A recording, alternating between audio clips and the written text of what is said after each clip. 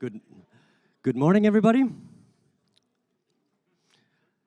I hope everybody had a lot of fun yesterday and enjoyed the very, very great social. Good food, I think, and good drinks, and good company, most specifically.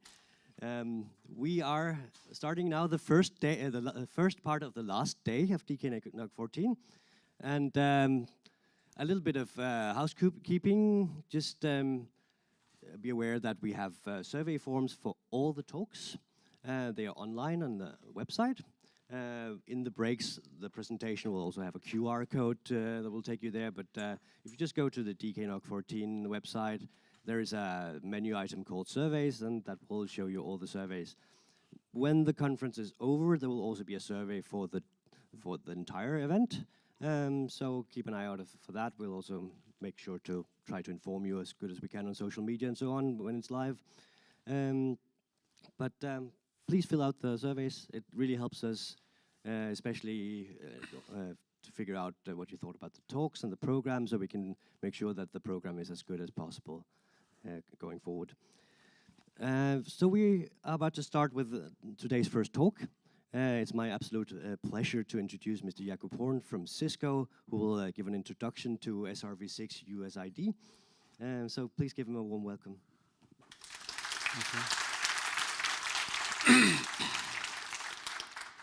Hey, good morning, everyone. Thank you for having me. My name is Jakob Horn. I'm technical marketing engineer at Cisco, and for last 7 years, I work on SRv6. So it's my pleasure to give you some introduction, some overview of SRv6 in following 60 minutes. This is how service provider network looks like today. There are different domains with different technologies. The access domain is traditionally layer 2. Core domain is traditionally MPLS with layer 3 VPN. And in a data center, we predominantly see the VXLAN technology over the routed network. In access, we still see, well, in modern network, we see layer 2 VPN over MPLS. In some cases, we still see some older proprietary technologies, like the bridging, and even the spanning tree is still there sometimes. This is difficult. This is difficult for every service provider, because to build any service, he has to build basically 3 services in 3 independent domains. One service in an access domain, second service in a core domain, and third service in a data center domain, which basically results in a long provisioning time. The troubleshooting there is difficult because he needs 3 different teams to take care of different technologies. Those technologies are, well, significantly different. And on top of that, he needs to take care of those stitching points between the technologies, right? To make layer 2 technology or layer 2 VPN to layer 3 VPN, you need pseudo-wire headend. And that's, well, there are a lot of issues with the scalability. There are a lot of issues with the troubleshooting. The technology is very, very complex there. And same with the DCI. If you need to do VXLAN towards the MPLS, there is a DCI, so which translate everything, and it's difficult and it's very complex. With the segment routing, we are trying to simplify that. We believe it's the right thing to do. It's just one technology end to end. So all the way from the cell site router to the TOR in a data center in case of MPLS, right? Which makes service provisioning much easier. So you need basically only 2 touch points, which is the cell site router and a TOR in a data center, to build one single service end to end, and everything is done end to end.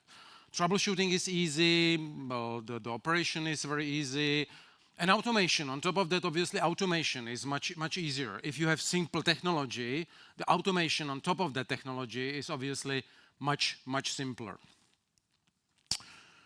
This is for MPLS, right? For MPLS, we said, okay, let's go all the way from the cell site router all the way to the TOR.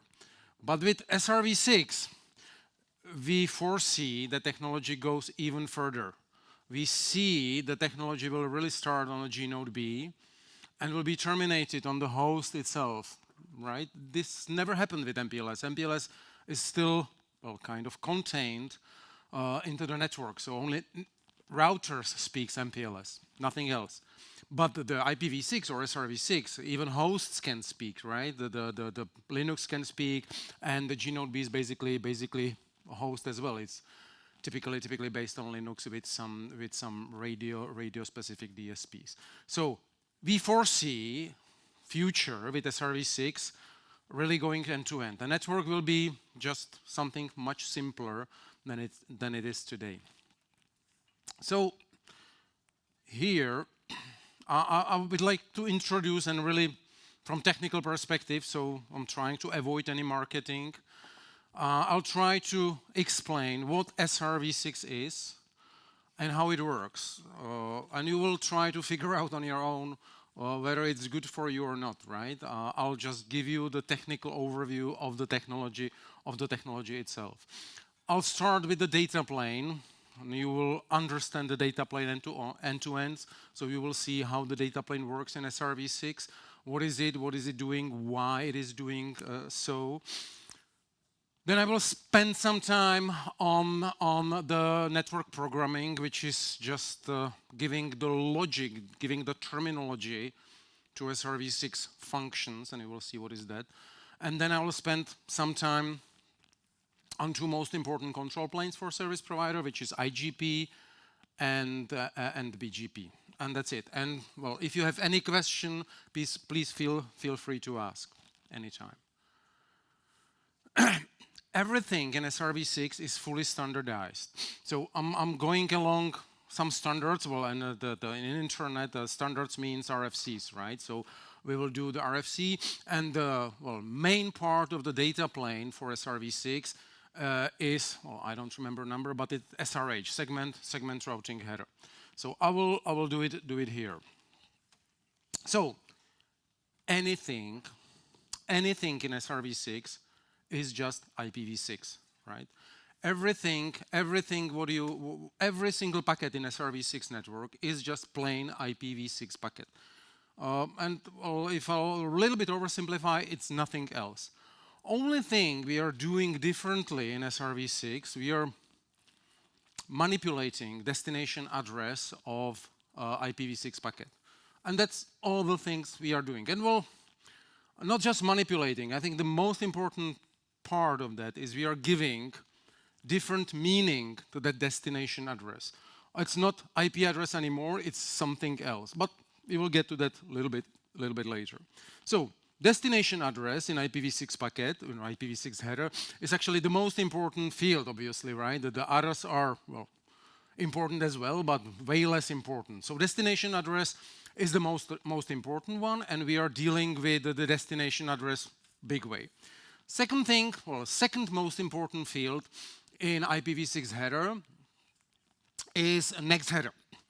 Next header was renamed from IPv4. It used to be called protocol, right? So basically it's for delineation, what is encapsulated inside IPv6 packet. So here on this example, we see 6 means there is a TCP header after IPv6 header. So it is just what is inside the next header. And besides TCP, UDP, OSPF, ICMP, whatever there is a possibility to encapsulate into IPv6. There is a possibility to encapsulate IPv4, right? And it's quite common. It's happening very often. So you can take IPv4 packet and you can encapsulate it into IPv6 packet. Then your network, well, today is MPLS or VXLAN, but it can be just IPv6, and you can encapsulate everything into IPv6. Same way, you can encapsulate layer 2 frame, right? There is a next header field 143, which is for layer 2 frames. So any layer 2 service, well, end-to-end, either point-to-point or multi-point, can be encapsulated into IPv6 header. And then IPv6 transports layer 2 frames. The reason why the protocol was renamed to next header is exactly this. The IPv6 introduced the concept of header chaining. So you can have the IPv6 header pointing to next header. In this example, this is authentication header, which authenticates a whole packet. And in that authentication header, you can have another field which is next header pointing to TCP, for example, or again that layer 2 frame, or IPv4, or there can be the IPv6, then authentication header, then ESP header for encryption, and then any payload. And that concept we are in segment routing, we are using what is called routing header. Routing header was introduced day one of IPv6. It's really like 20 years old thing called routing header. It's supposed to be processed along the path, not on every hop, but on hops which are meant to deal with that, and we will see that again. And that's really the thing which is day one of IPv6. Over the time, there were different types of the routing header introduced, starting with source routing, some Nimrod, some mobility, RPL. I don't even know what is it for. But what we have done in segment routing, we introduce new type of the routing header, which is type 4, and it's called segment routing header, SRH in short. That header has couple of fields. Well, obviously, because it's segment routing means we are routing along list of the seats. Those seats are part of that segment routing header. There can be bunch of seats inside that segment routing header, up to, well, in theory, up to 255.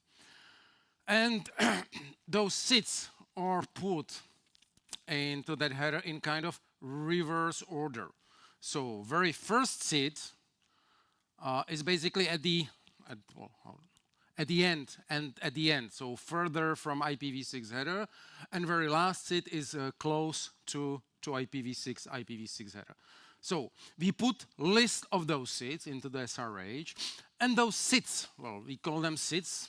They look like IPv6 address. They are basically 128 bits long.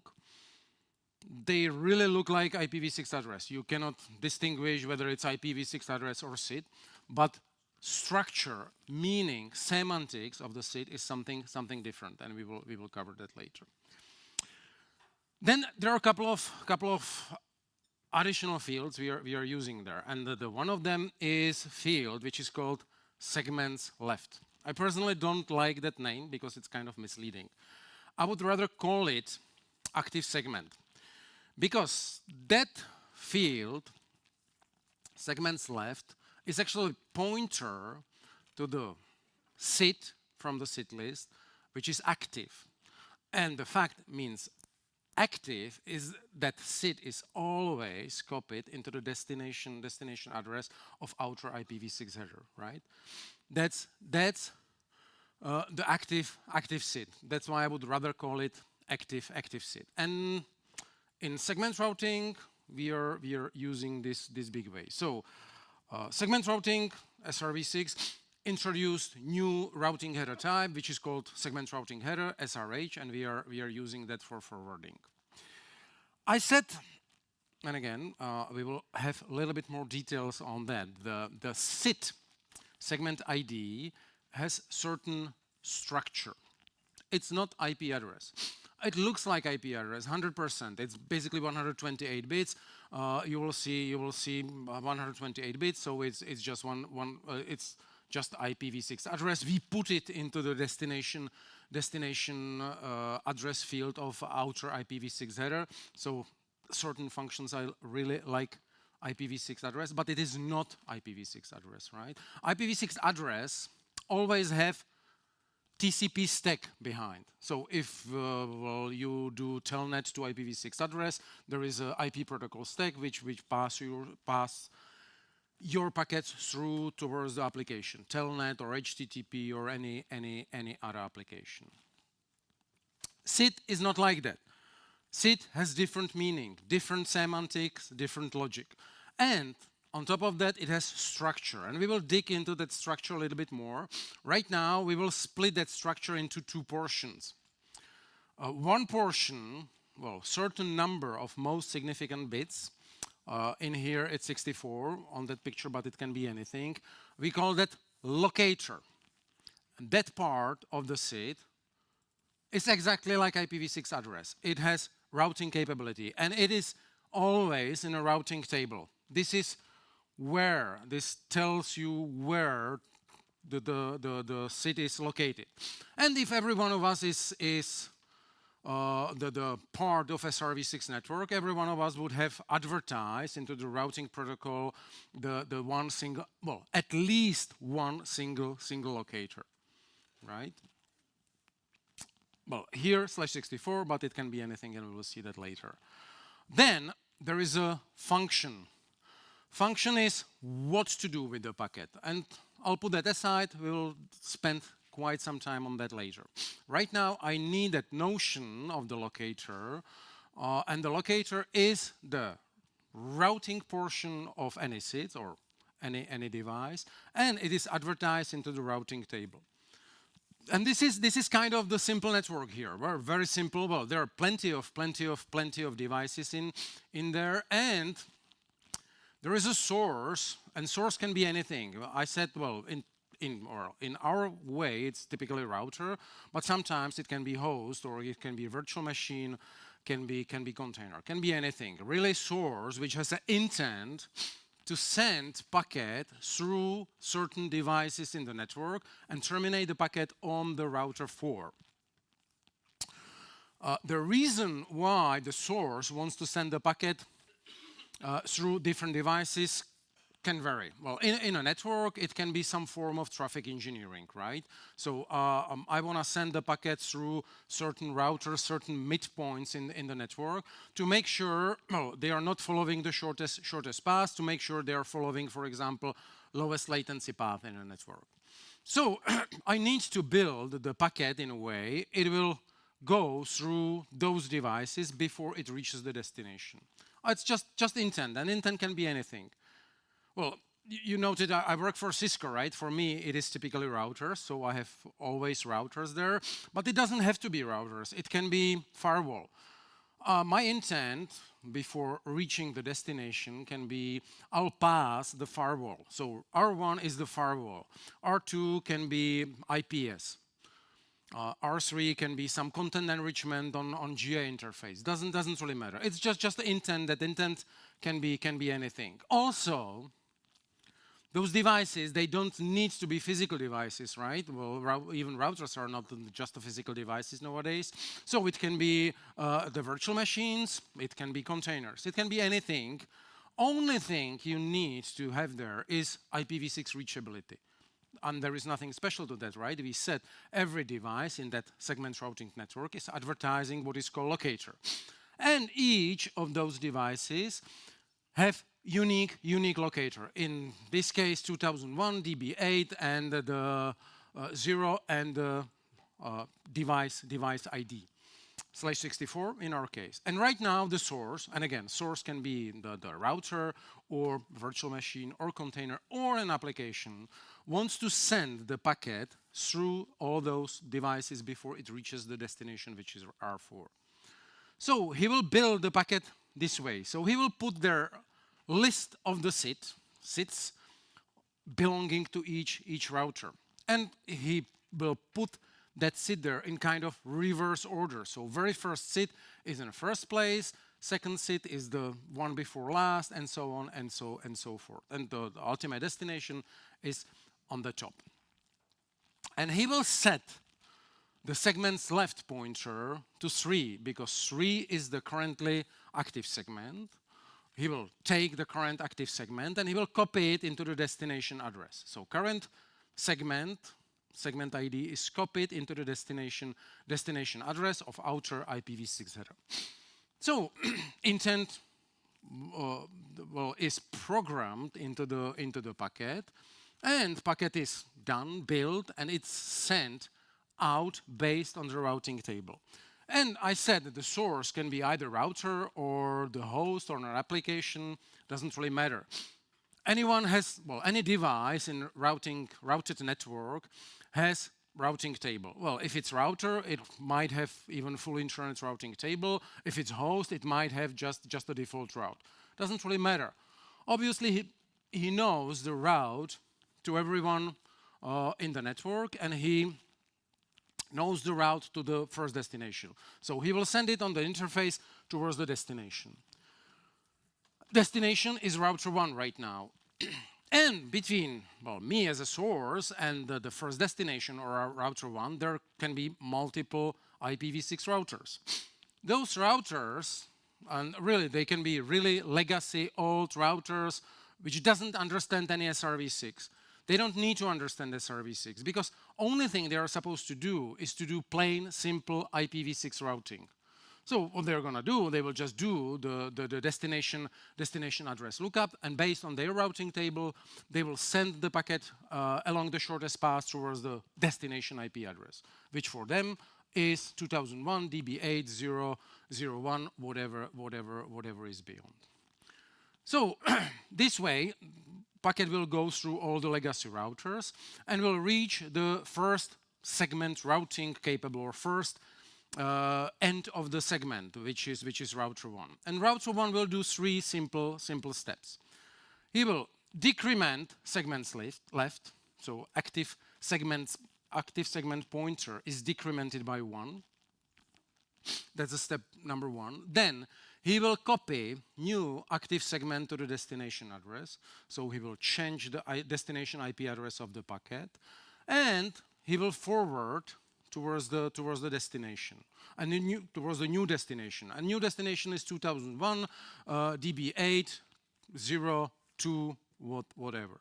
And again, he will forward it according to routing table. This is router, so probably have some little bit more complex routing table than just default route, and he will send it there. And again, between router 1 and router 2, there might be anything IPv6 capable, any router which is able to do plain simple IPv6 routing.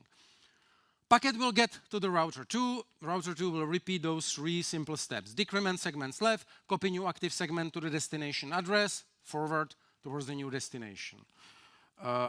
Packet will get to the router 3, and router 3 is supposed to do, again, 3 identical steps. Decrement segments left, copy new active segment to the destination, and right now, he can forward it accordingly, but he can be smart as well.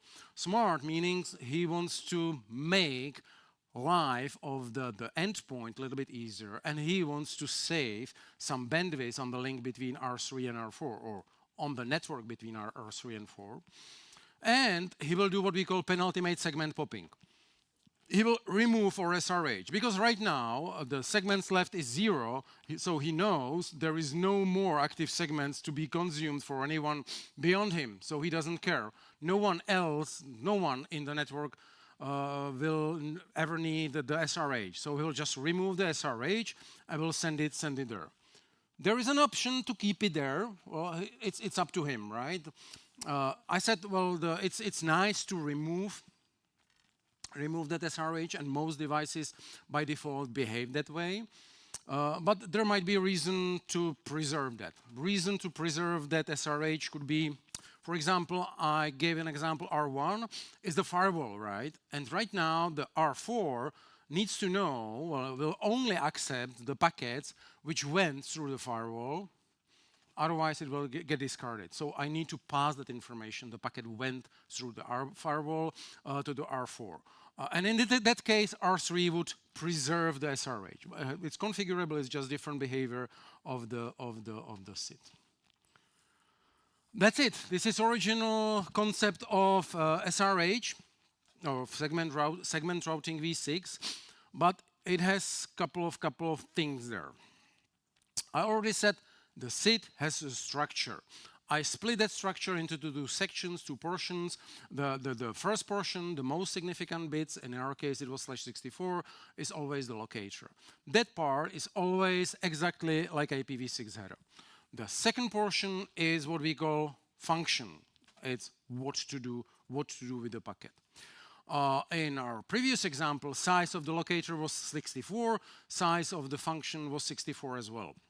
But it can be anything. It can be 80, it can be 81, it can be 25, it can be 40, 48. So I'll keep it simple. I'll make it 48. Then I have a function. It's very unlikely that any device in the network would have 2 to the power 80 different functions, different functionalities. So it's not very common. So function is usually a little bit smaller. And there is what we call padding. Just zeros, nothing, just some zeros, because we don't need to use them. We can split the locator further, and we are splitting that into the block and the node ID. And that was, if you remember that previous example, every router in that segment routing network has the same block. Sure, please, question. Yes, always. I didn't say that. Thank you for the question. Always has to be at the end. It's kind of logical thing, and we will use that later for some efficiencies. Yeah, padding is always at the end, and this is always the order. The locator is always most significant bits. Then there is a function, and there is a whatever left there. Back to the node ID. On previous example, you've seen all the nodes in that my network, because I'm service provider, all the nodes in that network, they are running, they are from the same range, same network. Only node ID 1, 2, 3, 4 was different. So this is the delineation. This is the trick. Same way with the function. Function can be function itself plus an argument. Does it remind you anything? Isn't it a little bit like programming language? Like in any programming language, you have the function or procedure, whatever you call it, and you're passing certain arguments to that function. That's very typical, very common. Example in a networking. Well, the function can be shaping and policing. I'm the router. Maybe not a router. I'm QoS device, providing to any one of you the two functions. Shaping and policing. And if you send me the packet on my function number 1, which is the shaper, with the argument 10 gig, I will provide the shaping functionality to 10 gig for that particular stream of the packets. If you send the packets on the function 2, which is my policer, with 50 gigs, I'll provide the policing of those packets to 50 gigs. Simple as that. In common scenarios, we don't have many applications for using the argument, so argument is typically not there. There is one exception.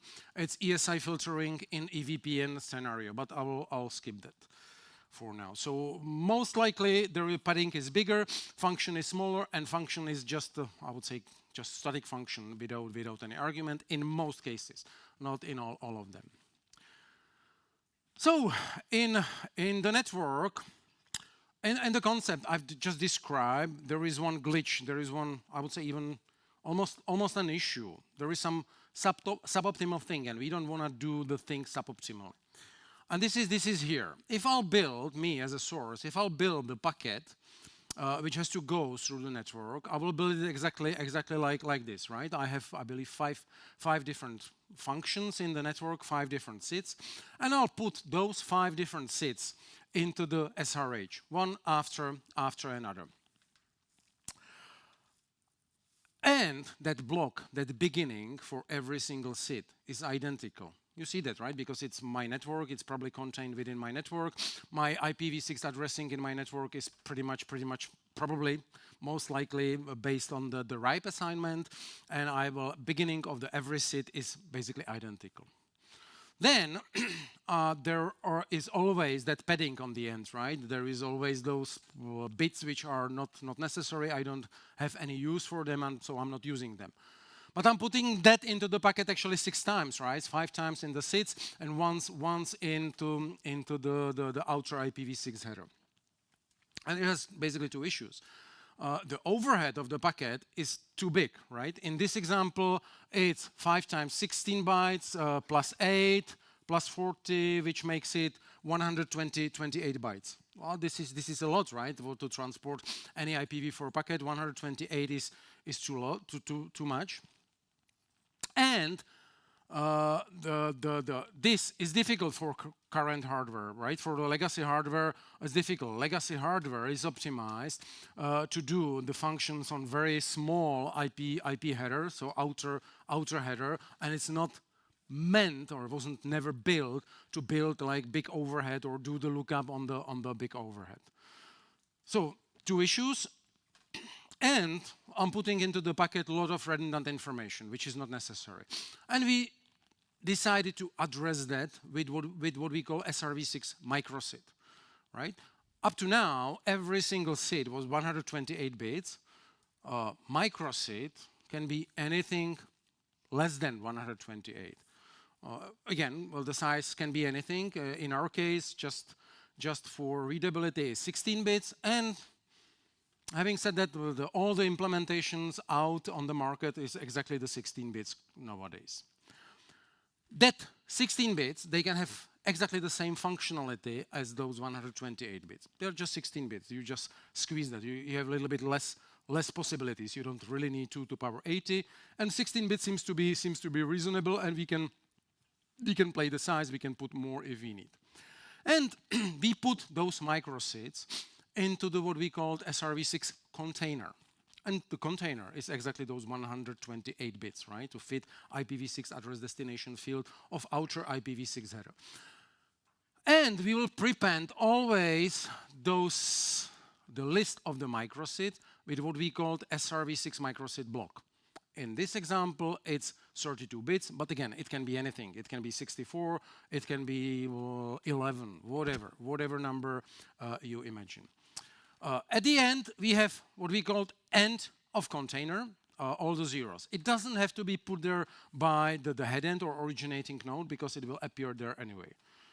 And this way, basically, the functionality or the same functionality can be achieved by the encapsulating the original packet into the just IPv6 header and into the destination. Oh, sorry, that was too much. Into the destination address. Instead of one SID, we will put SRv6 microSID container with 5 SIDs. And this packet function-wise are totally identical. They will provide exactly the same function. Well, if you ask why, this is the how, right? This is basically the same network like before. I want to have source, originating node, headend, whatever you call it, to send the packet to the router 4, and he wants to make sure packet goes through router 1, router 2, router 3. That's one thing, and he wants to make sure it is still compatible for all legacy routers somewhere in between. So it can go over legacy IPv6 network. So he will build the packet exactly this way. Right now, he will put set of microSIDs into the SRv6 container. He will prepend that by 32 bits of the SRv6 microSID block, and that's it. Right now, he's putting everything in what I would call right order, or a kind of logical order. So first router is at the first place, second router is after, and so on and so forth. For certain devices, he will put just one microSID, like 1 times 16 bits. For some other devices, which, well, providing a little bit more complex functions, he's putting 2, which is router 3 and 4. So he built the packet. Right now, the overhead is much smaller, right? Instead of, well, I don't know, 128 bytes, it's 40 bytes. And 40 bytes is basically just minimum overhead I can ever have in SRv6 network, because every SRv6 packet is essentially IPv6 packet. So overhead 40 bytes is just a minimum I can ever have. And right now, he built the packet. And I didn't say that. Well, and again, here, every router is advertising its locator. And because we said right now the SRv6 microSID block is 32 bits, and the node ID is 16 bits, the locator will be always /48. Again, just an example. Apparently all the implementation, not just Cisco, all the other vendors, they are using exactly this structure and this format. So everyone will advertise /48 nowadays. And he will send the packet. He will send the packet, well, build packet this way, and he will send it out. Obviously, everyone is advertising locator. Everyone knows routing information, how to get to the locator of everyone else. So router R, which is legacy router, doesn't understanding any SRv6, doesn't understand any SRv6 microSID. He will just forward packet based on a destination address. So he will do the lookup 2001, DB8, 1, whatever is beyond, he doesn't care. He will just send it towards the router 1. And router 1 will do just two simple steps. And we call them shift and forward. So he will shift whatever is beyond the SRv6 microSID block by 16 bits to the left. And that way he will get new destination IP address, which is 2001 DB82, right? And he will forward it, shift and forward. And he will forward it towards the router 2 because new destination address is 2001 DB8:2, whatever is beyond. And again, goes through a couple of legacy devices, doesn't understand any SRv6 microSID at all, just destination address lookup. We'll get to the router 2. Router 2 will do, again, shift and forward. Shift by 16 bits and forward towards the new destination address. Same way to the router 3. Router 3, shift and forward. And right now, router 3, because his function is a little bit bigger, it's basically 32 bits or 2 times 16 bits, he will forward, he will do the shift not by 16 bits, but by 32 bits. New destination, and send packet out. And right now the packet is pretty much the same like before, right? Just the destination function on the router 4, right? So this way we do the same thing without unnecessary overhead. So it's much more hardware friendly, and it provides less overhead for the packet while it's preserving all the beauty of SRv6, which is IPv6 routing, right? Just all the legacy routers, they can still do that. So question is, well, right now I said, well, we are putting everything into the container, right? And the container is 128 bits. And what if, well, 128 bits, if my microSID is 16 bits, I can fit up to six microSIDs there, right? No more. What can I do if I need more than 6 microSIDs? If my traffic engineering is something more complex? What should I do? What can I do? Well, here in this example, I have 11 microSIDs. So what should I do? Any idea? I'll split it. I'll split it into the 2 containers. I will have container 1. Container 1, I will have first 6 microSIDs. Container 2, I will have remaining 5. And if I'm building the packet, I will put first container into the destination address, the second container into the SRH. And here is one more trick done. I'm setting the segments left field, the active segments, to 1, but I'm not putting that active segment 1 into the SRH. Because that active segment is already in destination address, I want to save some bandwidth here, right? I'm just omit those 16 bits, but I'm pretending this is there. And how it works, on the right-hand side, there is, again, simple network with 11 routers. And this is what source done, and it will send it out based on a destination address. And it will reach the router 1, and router 1 will do shift and forward. Router 2 will do shift and forward. Router 3 will do shift and forward. So, and you see how the destination address is changing, how the packet is reaching the different functions on different devices. And again, routers in my example, in reality, it can be any device of any nature. Router 4, shift and forward. Router 5, shift and forward. And right now, you notice that at the end of the container, there appear the value 0000, and we said that is kind of the special microSID value, which is end of the container. Right now, we reach the router 6, and router 6 sees his microSID, and behind that, he sees end of the container. An end of a container actually means the packet is either for myself, or there is another container somewhere in an SRH. So he will check, he will see, okay, there is an SRH, so what I'm supposed to do? There is SRH, I will do what I've done before, what I've done with a full SID.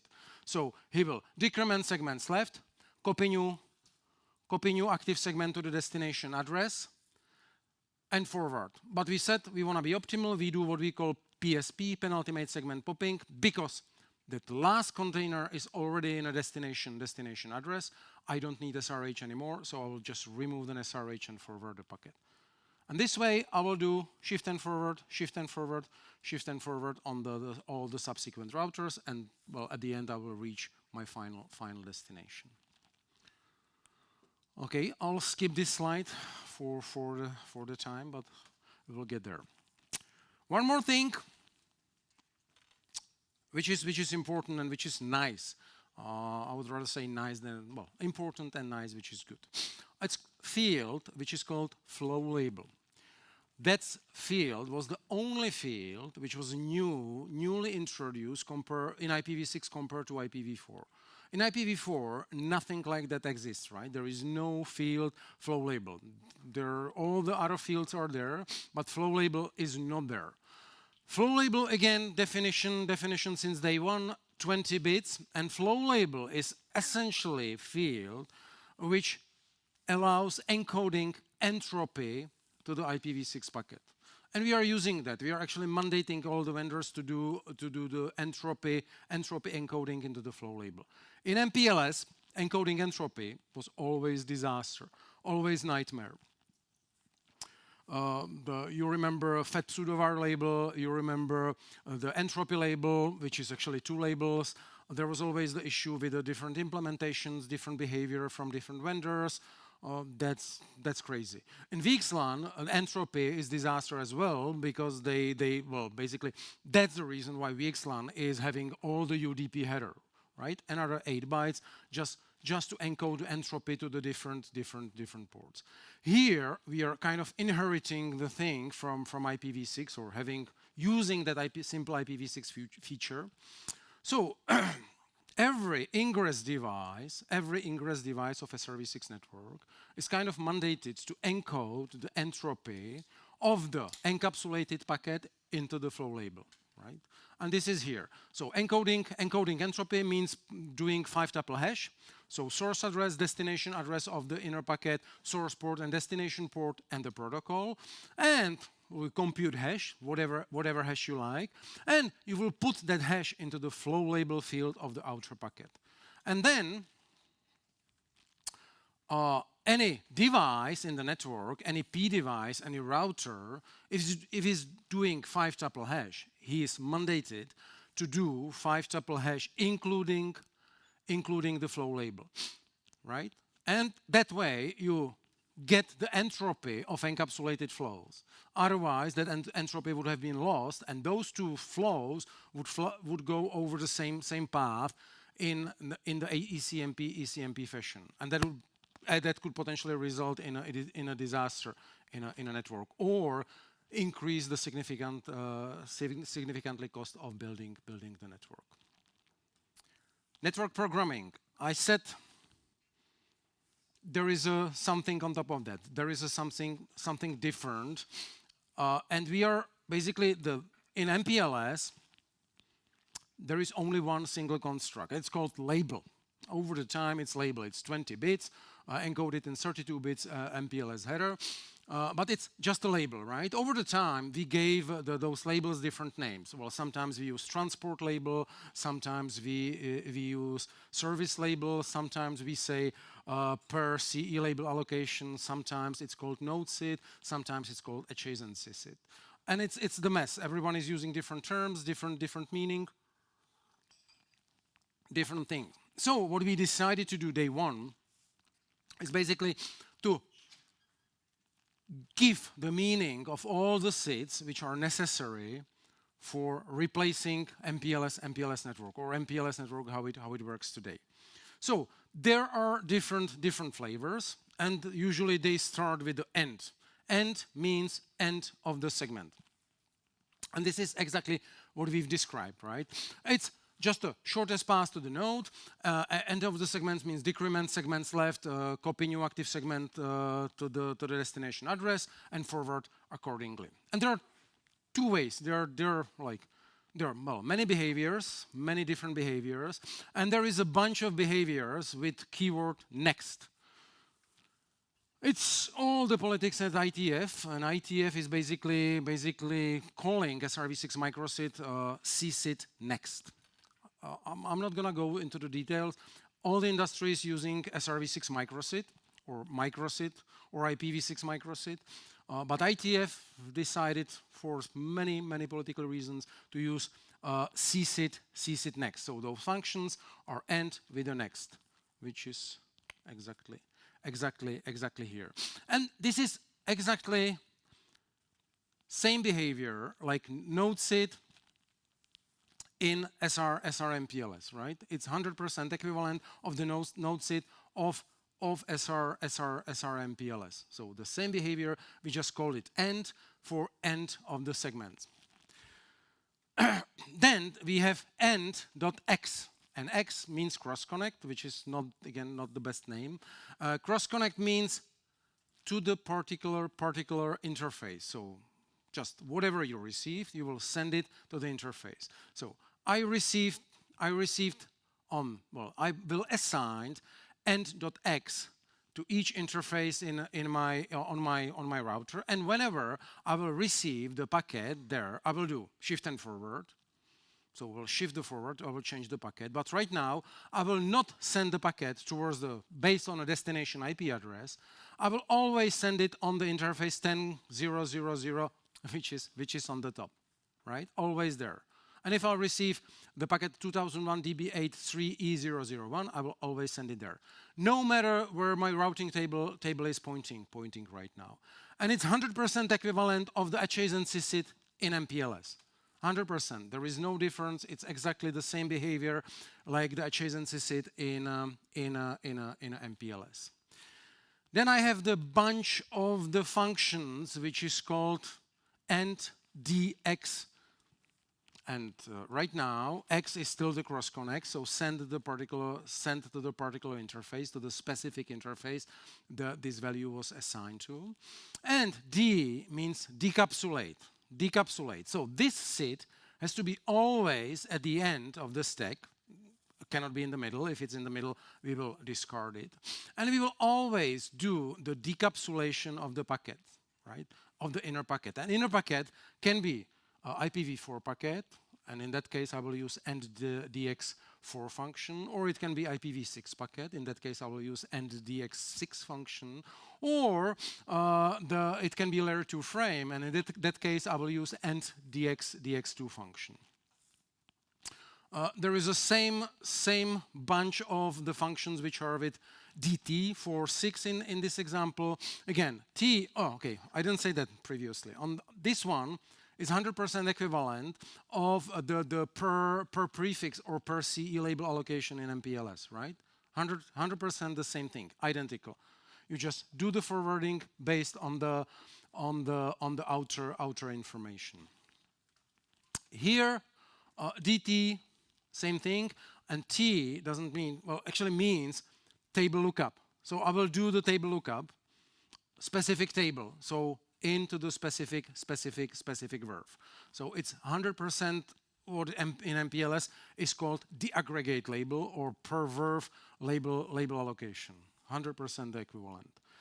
In the RFC, there is a bunch of the functions with a bunch of the kind of the names, most of them starting with the end, and this is really just to replace MPLS functionality in the current network. So something is for layer 2, so for EVPN signaling, different behaviors for V4, V6, and the different behaviors for the binding SIDs. Questions? Time check. And I said, well, the last but not well, it's still, for service providers, this is super important part. Control plane, right? So far, we covered just the data plane. How the packet looks like, what to do with the packet, if it's received on the certain functions. That was the first part. Second part was just giving the meaning of the behavior of each function. Right now, we will discuss the control plane. And service provider network, there are two important control planes, IGP and a BGP. We'll start with the IGP. Well, we will start with the generic overview. Certain functions are advertised in IGP. Certain functions are advertised in a BGP. That's kind of logical. IGP is for underlay networking. BGP is for services, for service networking. So D functions, they are typically making sense only in overlay. On the other hand, well, just end or end.x functions, they are making sense only in the underlay. All of the functions we are advertising in BGPLS. BGPLS is basically collecting all the information from the devices and send it to the controller. A controller, they can use that function anyway he likes, right? That's important. And I said that already. The most important thing is the locator. Locator, it goes always to routing table. Well, typically advertised in IGP. Sometimes can be advertised in BGP in case of large data center network, for example. So IGP, there are two IGP service providers are using, ISIS and OSPF. On this slide, well, like a year ago, I still had the statement OSPF will follow soon. Right now, all the vendors' implementation is ISIS only. Well, at least I don't know any vendor who is supporting OSPF. And I kind of believed it will change. Well, we will start supporting OSPF, but it's not changing, and maybe it will never change. Reason for that is very simple. If you're service provider running ISIS today, you will just extend ISIS with the new IPv6 address family, and you will start doing all the SRv6 functionality. Simple as that. If you're running OSPF, well, you're obviously running OSPF v2 because your MPLS network is IPv4 based, so you're running OSPF v2. OSPF v2 doesn't support any SRv6. So OSPF v2 supports only v4. So you need to start totally different protocol, which is called OSPF v3. Well, almost only common thing between OSPF v2 and v3 is just the name, because it's very, very different protocol. So you are really starting totally different protocol on there, and they have to run as a ships in the night. So anyone so far who ran OSPF said, okay, instead of running OSPF v3, I will rather run ISIS with v6 support, because all the other SRv6 implementations and the customers are doing that. So currently, it's ISIS only. ISIS uses LSP, link states packets, and well, there are a bunch of information. Well, just to build the topology, just to allow to build the topology, and here what we are adding for SRv6 is the locator. Obviously, locator has to be advertised. Locator, under locator, we are advertising end functions or UN functions. With the structure, always with the structure. Same for the every interface. We already said we are advertising end.x functions, so those adjacency sets we are advertising, and again with the structure. And on top of that, we are advertising what we call SRv6 capabilities. So how many sets I can encapsulate, how many sets I can decapsulate, and so on and so forth. This is example. What we are doing. I'll just stop here. Well, you see, we are actually advertising locator twice. Why is that? Why we are advertising locator twice? Some people are not supposed to answer because they've seen this presentation already. There are two reasons. One is SRv6 locator, which is the second TLV, but that SRv6 locator TLV wouldn't be understood by legacy routers, right? So router is actually pretending the locator is also a network attached to him to attract the traffic from the legacy routers. Okay, that's for IGP. BGP, same thing. And if I say BGP, I don't mean underlay BGP. Most service providers, well, I would say even all service providers, they are using IGP for the underlay, BGP for the overlay for the services. So BGP for the services. We want to preserve everything as it was before. So this is IPv6 network, and I'm not saying SRv6. SRv6 capable are only those two routers, ingress PE and egress PE. And try to imagine each PE has multiple verbs, and to each verb, this PE will assign different functions and DT4 functions. So this is VPN v4 service, but the same for VPN v6, and you will see same is for layer 2. So for each verb, it will assign the different function. Then all the prefixes in that particular verb, they need to be advertised to the over SRv6 network, towards the ingress PE. And this is advertised over known address family. This is VPN v4 address family. That VPN v4 address family we are still using exactly the same way, right? Exactly the same way. Same address family, same route target, same route distinguisher, well, same sets of route targets. Only thing we are advertising on top is that sit TLV function, nothing else with the structure, right? So the egress PE will advertise the function together with the prefix. Ingress PE will put that prefix into that his verb based on the importing route targets and create the forwarding entry with encapsulation towards this function. And obviously, locator is advertised in a routing protocol. And then, when the data plane comes, based on the received destination, ingress PE will always encapsulate the packet to the specific function. Simple as that, right? No SRH, unless I need some complex traffic engineering scenario. I'll do simple IP in IP encapsulation. And, well, locator routing information is known across all the network, right? So based on first 48 bits, the packet will get forwarded to router 3. And right now, what is nice here, I'm not saying what is actually split in this network.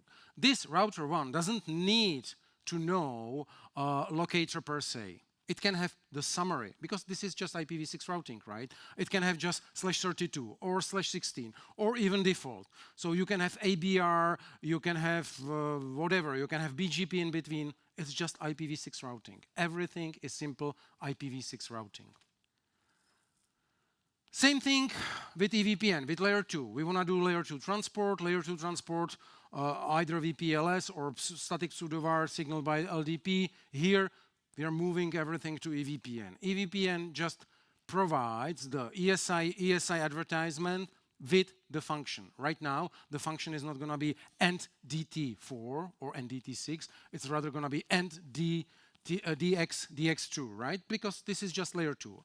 And I'm expecting encapsulation of layer 2 frames. And always that function is coming from the locator. And locator is entirely routable. Then, when I'm encapsulating, ingress PE based on the received frame just encapsulates with the outer IPv6 header and forwards towards the destination. And that's it. This way, we are building much simpler network, end-to-end, and those networks are just IPv6 network. There is no MPLS switching. There is no BGPLU. There is basically infinite scalability using that routing. So, to conclude, SRv6 is here, and it's fully standardized. Everything except that compression, is 100% RFC, different RFC numbers, different RFC names.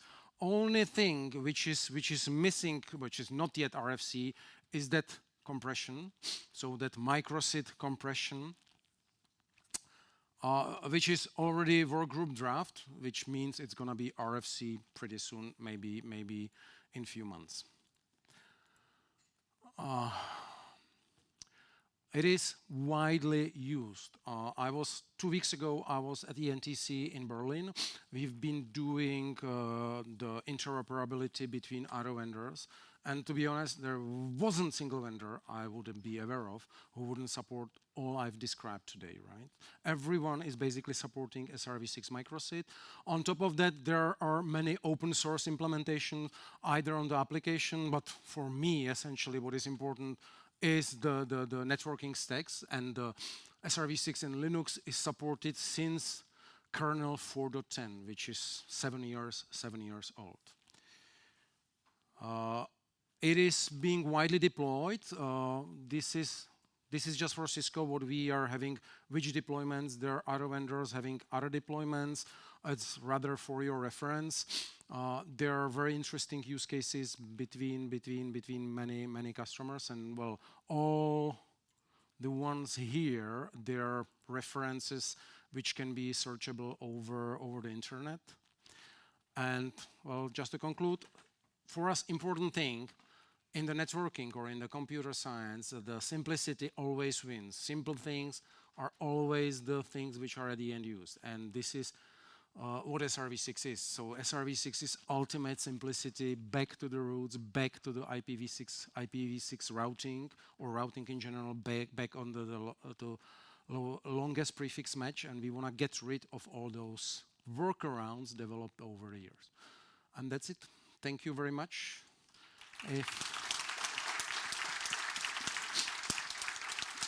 So Thank you. my time is up, so if you have any questions, I'll be around, so feel free to ask any time afterwards.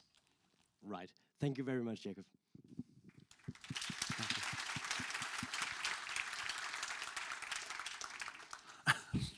Thank you very much. All right, we have come to a break, so it's time to fill up your coffee cups and what else you'd like to drink, and relax for half an hour, that is, and be back here at level 30. Thank you very much.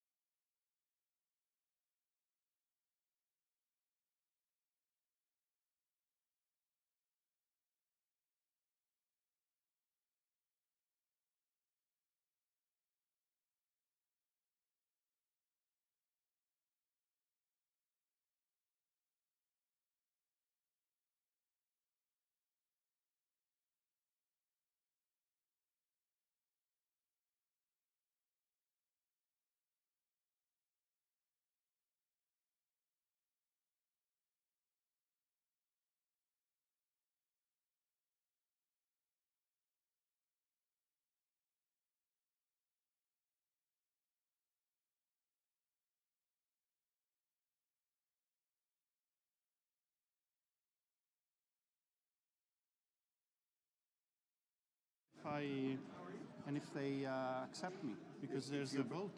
If you behave.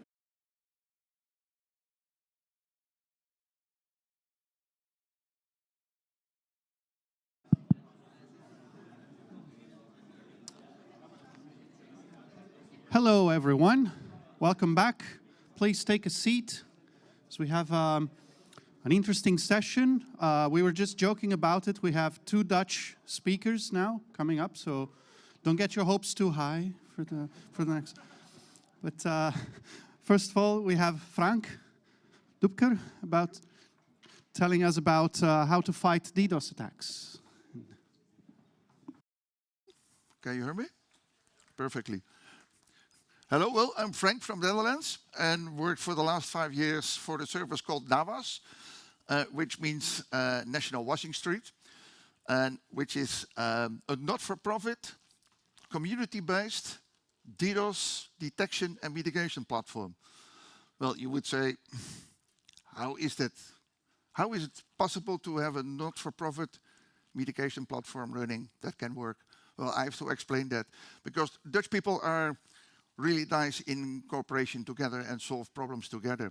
So in 2013, when in the Netherlands the problem of DDoS came across, the Dutch internet suppliers community found out, hey, if we have to solve this problem, we have to buy Arbor, Radware, Corero, and this equipment is very, very expensive. It's like 300K for an investment and then 100K for maintenance as well.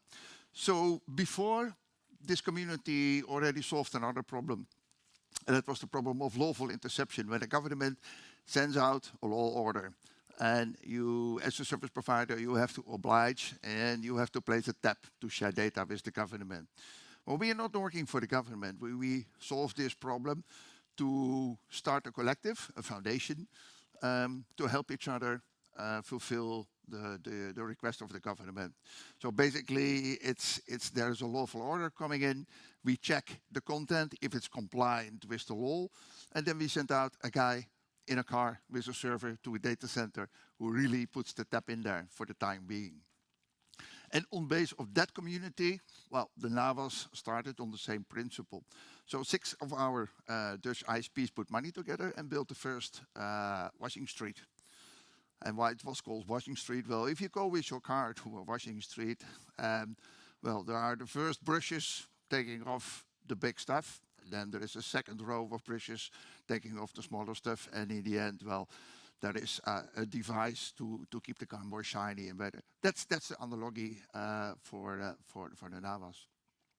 If I jump now to today, the services are available in 8 countries, and we have more than 132 members. And you would say, okay, Frank, well, is this working? Because there is Cloudflare, there is Akamai, there are globally available services who, well, do maybe much better, but they are super expensive as well. So in the beginning, the service was intended for the smaller ISPs and VoIP providers. But today we are protecting government, we are protecting tier 1 ISPs as well. Because, well, the quality is very well and the pricing is very low. We keep the price like 400 euros a month, like an entrance. If you probably you guys will know, if you work with Cloudflare, you start paying like 6,000, 8,000 euros a month. And you don't have the flexibility, you don't have the insight, you don't have the reporting. And if you call them, hey guys, can you keep this /24 open for another 8 hours or whatever? No go. Well, we can do that. We are part of, well, the MBAP. And we are running, well, as mentioned, also the lawful interception service. And last year we opened also a Clean Networks platform, which is against abuse and which is growing very fast. So basically, our foundation is solving collectively problems for VoIP and ISP providers in the Netherlands, but also now in Europe. So if I well, jump down to the Netherlands situation. We are protecting more than 43% of the .nl domains, which is a lot. So I already told you that some governmental organizations are behind NAVALS indirectly, and a lot of ISPs. This sheet is not very complete because, well, the services are available in many internet exchanges. Over here, where we work with NLX, we work with NetNot. And the number of IXs connected to NAVALS is growing. We do a lot on reporting because we share the data with universities, we share the data with other institutions like in Netherlands, SEDN, and building projects together to, for instance, have a database on fingerprints. A lot of guys asked me yesterday and before, okay, Frank, who are those nasty guys setting up DDoS? What is the reason and why is it not stopping? Well, you all know what the DDoS is. You all know that's generated by botnets. You all know that it's centering your pipelines. But, well, who are profiting of sending out DDoS as well? Lately, you have seen the war in Ukraine. You have seen the Russian people reacting to that. And 2 weeks ago, for instance, there was I don't know the name anymore from the guy in the European Parliament, but he was saying, okay, we will help Ukraine. We put another billions of dollars in there because it's bad, blah, blah, blah, blah. Well, 5 minutes later, there was a message out in Telegram, and the Russian people said, okay, Mr. Hur, this is not so nice. You should spend the money on your own people in your own country to give them a better life, etc., etc. And we don't like it if you put down your website. Well, really, 5 minutes later, the website was put down. And it was not a very sophisticated attack, but the effect on the PR and in the press was enormously. Well, the geopolitical actors using DDoS for PR reasons, to get attention, or even to, well, really disable functional systems in harbors or airports, it's happening a lot more. It's just a part of the war. Another example, we have multiple vendors in our mitigation setup, and one of them is Radware, which is an Israeli company. And you also know that a lot of new type of attacks are on the layer 7, like the application layer. We have seen DDoS carpet bombing, we have seen rapid reset type of attacks, a lot of new stuff going around. And then we have our own knowledge to solve it, to build new mitigation methods, but also, well, we work with the red teams, with the big vendors around. Well, we called the Israeli people from Radware. Well, we see some new stuff, can you help us out? And they told us, oh, we are in a war right now, we have no time for you. So you really have to build your own knowledge, your own ways of mitigation, and be prepared for new attacks. New attacks, we didn't see them for the last 5 years, but now they are coming based off, well, again, the geopolitical actors and the money the Russians put in to destabilize the West. So sharing data with the communities and reporting about it, it's enormous base of knowledge to do our work. Second, which is not that big. Last week we had another 300 and another 400 gigabits attacks running. Luckily, it were just UDP flat attacks, so volumetric and not that difficult to mitigate. If you look at the type of attacks we see lately, it's a lot on the DNS, and the DNS is not so easy to mitigate. It's well, I can explain later on, but there are very effective mitigation methods developed to get around that as well. So we share data on the duration, on the source, on the destination, on the type, on the number of gigs, and of course, well, we try to work with the government as well, if attackers can be put in jail as well. This is just another example of some data we share. As mentioned before, we also work together with universities and government, and the cooperation between the banks to share data and help them protect, keep their services up. We have multiple projects running, funded by European Committee as well, to do mitigation on the edge, which will pay off in the next future. So how does it work? Finally, this is the interesting part, I think. Well, if you have your network running, you probably have a detection tool already, or you do detection by hand, which is not that clever, because what happens in the weekend, what happens in the night, and most attacks are still coming from China. So because of the time difference, it's during the period where we are not working. But there are very effective tools around, like FastNetMon, FlowMon, Genie Networks, and several very payable tools who do the monitoring of your network. And when the baseline of the traffic is learned, false positives are killed. The detection of an attack can be done easily. So how does it work? If the prefix under attack is automated, the setup to the routers is automated, then if the attack comes in, the prefix is, by the BGP session on the routers, rerouted to the naval servers, and the mitigation process automatically started. So we have three phases of mitigation. The first is the pre-filtering. And with the pre-filtering, you do 80% of the volumetric traffic is already dropped. Then we have a device. I'm not allowed to call the names of the vendors, but we have all AAA vendors in a row, which I never seen in any mitigation platform anywhere in Europe.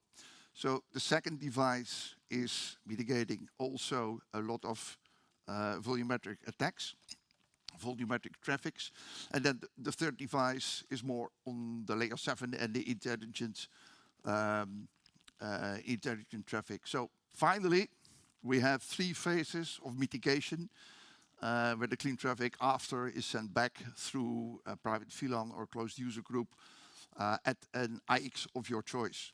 We are also testing with geo-retunneling, because a lot of VoIP providers are not at an internet exchange. They don't need to buy expensive ports. So geo-retunneling is available in a few weeks as well. Any questions on the working of the mitigation platform, maybe? Or we can do it at the end as well. Yeah, okay. So, as the actors move, building new attacks, we have some roadmap as well to prepare for stuff is coming. We will invest a lot in detection as a service. Now detection is done in your network by your people. So you have to, put time and money and effort and resources in detection, which maybe for you guys is not a problem. But we also serve more and more enterprises who have their own AS number, who host their own internet traffic, and they don't have the knowledge. So we definitely will work on detection as a service, but the downside of it, that you have to set all your flows to our network. And probably not everyone does like that.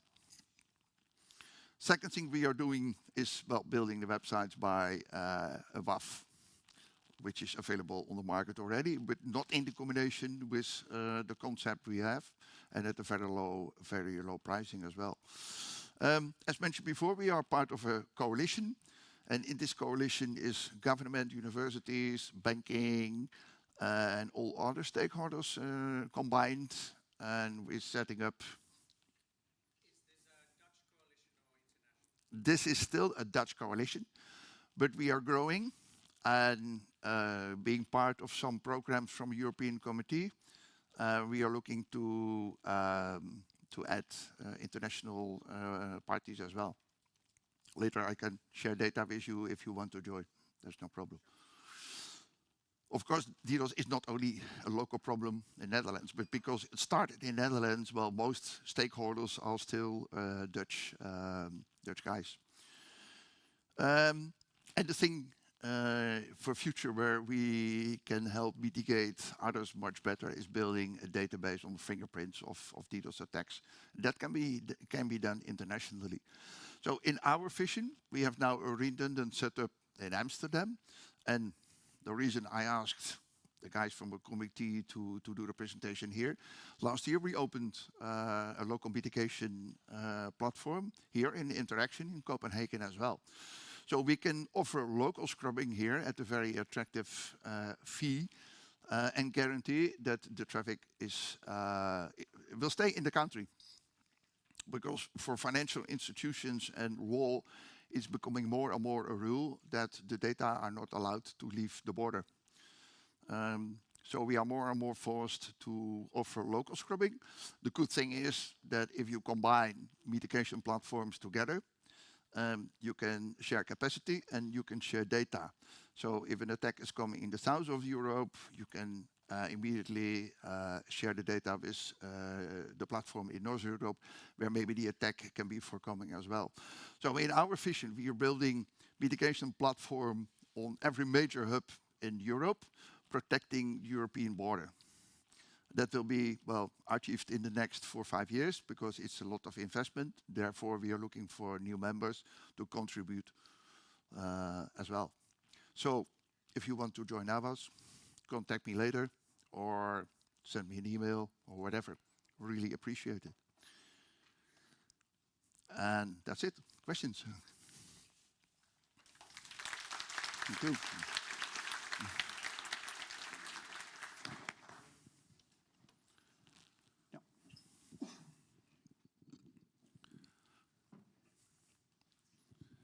Hi, it's Alexi from Finland. So how many digits in the membership fee? How many digits in the membership? Yeah. Well, it's the pricing model is based on the number of prefixes in your AS. So it's a flat fee. And we don't count traffic, we don't count the number of attacks a month. It starts from 400 euros a month and it goes up to 4,000 for 10,000 prefixes. So that's not so many. No other questions? Oh. Henrik Ramselund from Security. I would like to know if the trend in the attacks are the attacks simple? So one attacker, one DDoS, is that kind of like the same type of traffic, or sometimes we hear that they are changing their tactics and making random short bursts of this and then short bursts of this to make it more complex. What is the trend of the types of attacks? If the you trend understand? is that the type of attacks are more complex. So a combination. And well, in the past, the attacks were focused on layer 3, whatever. That was easy. That was just volumetric. You saw an enormous spike in your network. It was pretty clear what is going on. But then after, there were new types of attacks with not a lot of traffic, but very small number of traffic. And the adjacent tools were not able to detect that. So today we see a lot of attacks on the layer 7. That's really a trend on the application. We see a lot of DNS attacks, which is not easy to mitigate as well. So trend is shorter ones, more complex, more variation, and more difficult to mitigate. And DDoS is definitely here to stay. That's pretty clear. So hope that's the good answer. Okay, we're here. Hi, it's Alexi again from Finland. Yeah. So one thing that I guess you've also noticed is that especially from APTs, they sometimes make a big DDoS and then hide intrusion inside the DDoS stream. Do you also offer protection or detection for that? It's not easy, but there are mitigation methods and ways to help for coming that. Cannot share everything on stage, but probably 1-to-1. Anything else? No, whoa. Let's see one.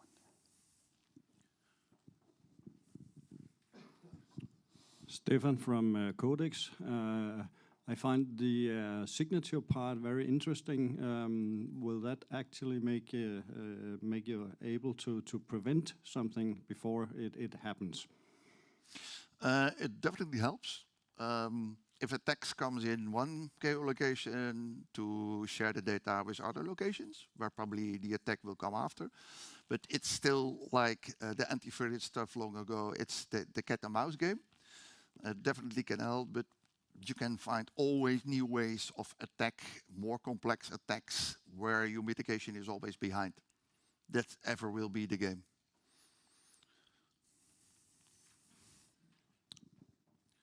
Okay, don't see any remaining questions, so I would like to thank you for Thank you very much. presenting here today. Bye-bye. A big applause. Then we have the second Dutch for today, Melchior, good friend of ours. Thank you. And he's talking about a different topic, Yeah, it's a totally different topic. very different now. topic. Yeah, thank you. Hello again. It's nice to be back at the DKNOG and good to have a Dutch hour, so to say. So my name is Melchior. I'm part of the service provider architecture team in Juniper, and I don't have a clicker. It's here. So I work a lot with our SP customers on helping them evolve their networks. And the topic of today I found I wanted to share something about is how to scale out edge services. So stuff like CGNet, carrier grade net, but also IPsec, etc. Some of the stuff I might talk about is not in our products, might not show up in our products, etc. So basically this whole text says don't buy anything based on what I'm telling you today. Hey, that's easy, right?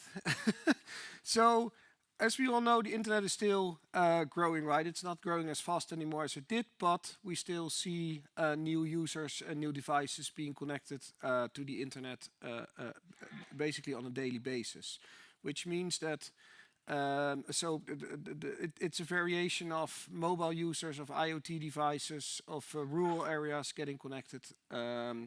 And obviously by that, the need for IP addresses is still growing. And as probably a lot of you know and are aware of, the registries have sort of run out of IPv4. The market is also a bit declining, so it's harder to get IPv4 space in order to accommodate for all these services. Well, in the meantime, a lot of the equipment still being used by operators on the internet is still not capable of doing IPv6, or there's other reasons for not deploying IPv6. So we're still, let's say, stuck with IPv4 for quite some time. As you can see here, IPv6 is uptaking, but it's still not even half of the traffic Google is seeing is coming from an IPv6 address. In other words, the other half of the internet basically is still relying on IPv4. So we are out of IP addresses, right? Out of IPv4. That's probably old news. So the problem is, as probably a lot of you are aware, you still need connectivity to IPv4, right? Even if you have your subscribers on net solutions, IPv6. In the data center, we heard this morning from a colleague from Cisco that IPv6 is used in a lot of SR deployments in data centers with cloud providers, etc. But still, v4 needs connectivity. And a lot of devices are simply not capable yet of doing v6, right? Even devices which are now being sold, IoT devices, etc. A lot of them don't have are not IPv6 capable. Sorry? Oh, I thought I heard a comment. Basically the problem is IPv4 is not expensive enough for those to replace equipment with IPv6 capable equipment or make the necessary changes to OSS, BSS systems, etc.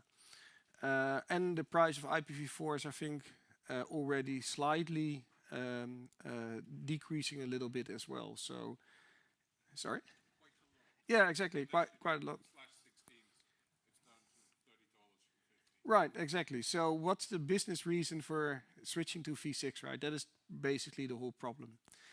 And there's also indeed some technical challenges to solutions which are currently in use, right? We all know the big chassis and racks full of equipment. And for years, we as network vendors, as industry, have been used and built products with more and more ASICs in it. And ASICs do a great job, right? ASICs are really good in forwarding. You cannot find anything which is faster in doing packet forwarding than an ASIC. However, if you look at services, for example, again, indeed CGNet, IPsec, etc., x86 is much more powerful in doing so, and especially the newer CPUs which are coming out now, the new Intel and AMD CPUs are really powerful, right? I'll show some data on that. It's amazing how much you can do with x86 in a 1 or 2U server if you compare it to services cards in a router. And obviously, because the footprint is much lower of a server, both in energy consumption, but also the capacity to physical size ratio is much better. So you need less space, less power, etc. So basically, scale up has limitations, to how much you can fit in a single rack, right? Scale up, we saw in the data center already with IPCLO and some of the larger operators are even building scale out routers with 1 or 2U boxes instead of very big chassis. And that's something we see happening now in services as well. So one of the services specifically interesting, coming back to the IPv4, IPv6 discussion, is obviously all the various CGNet solutions, right? Something which is used a lot by SPs is DS Lite. For those who are not familiar, DS Lite is basically tunneling traffic, IPv4 traffic over IPv6 and does a conversion on the internet suppliers or internet providers router. So you basically strip off the IPv6 header and then do a net translation from v4 to v6. Huge deployments in use currently today, but a lot of them are indeed chassis-based solutions with services cards.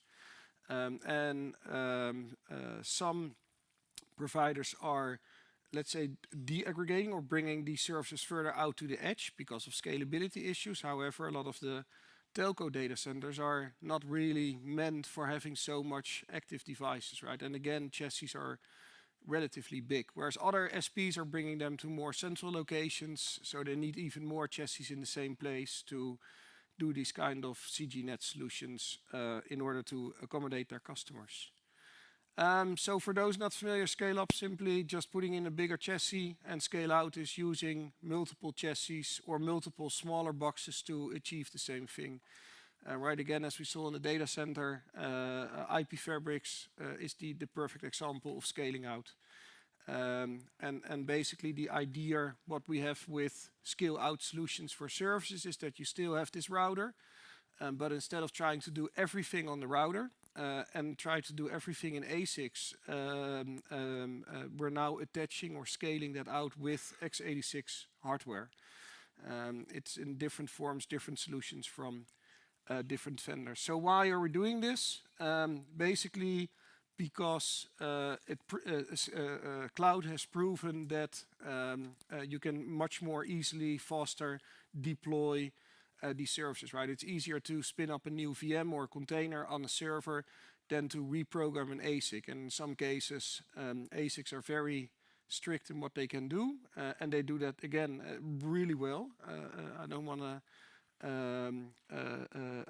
disqualify ASICs, but it's harder to, in many cases, deploy new services on an ASIC-based system, right? So, and we're seeing that a lot of service providers are now embracing cloud as well, whereas a couple of years ago, everybody was still very much used to running stuff on-prem, preferably in hardware. You now see with many service providers is that they're deploying larger clouds on-prem with Outpost or OCI or other solutions, and start to get used to the idea of using those clouds to host SP edge services. And there's some other business drivers and interesting things as well. Next to scalability, it's obviously easier to scale. You can work with flexible licensing models and stuff like that. So also a lot of, again, SPs are now embracing that cloud native, so to say.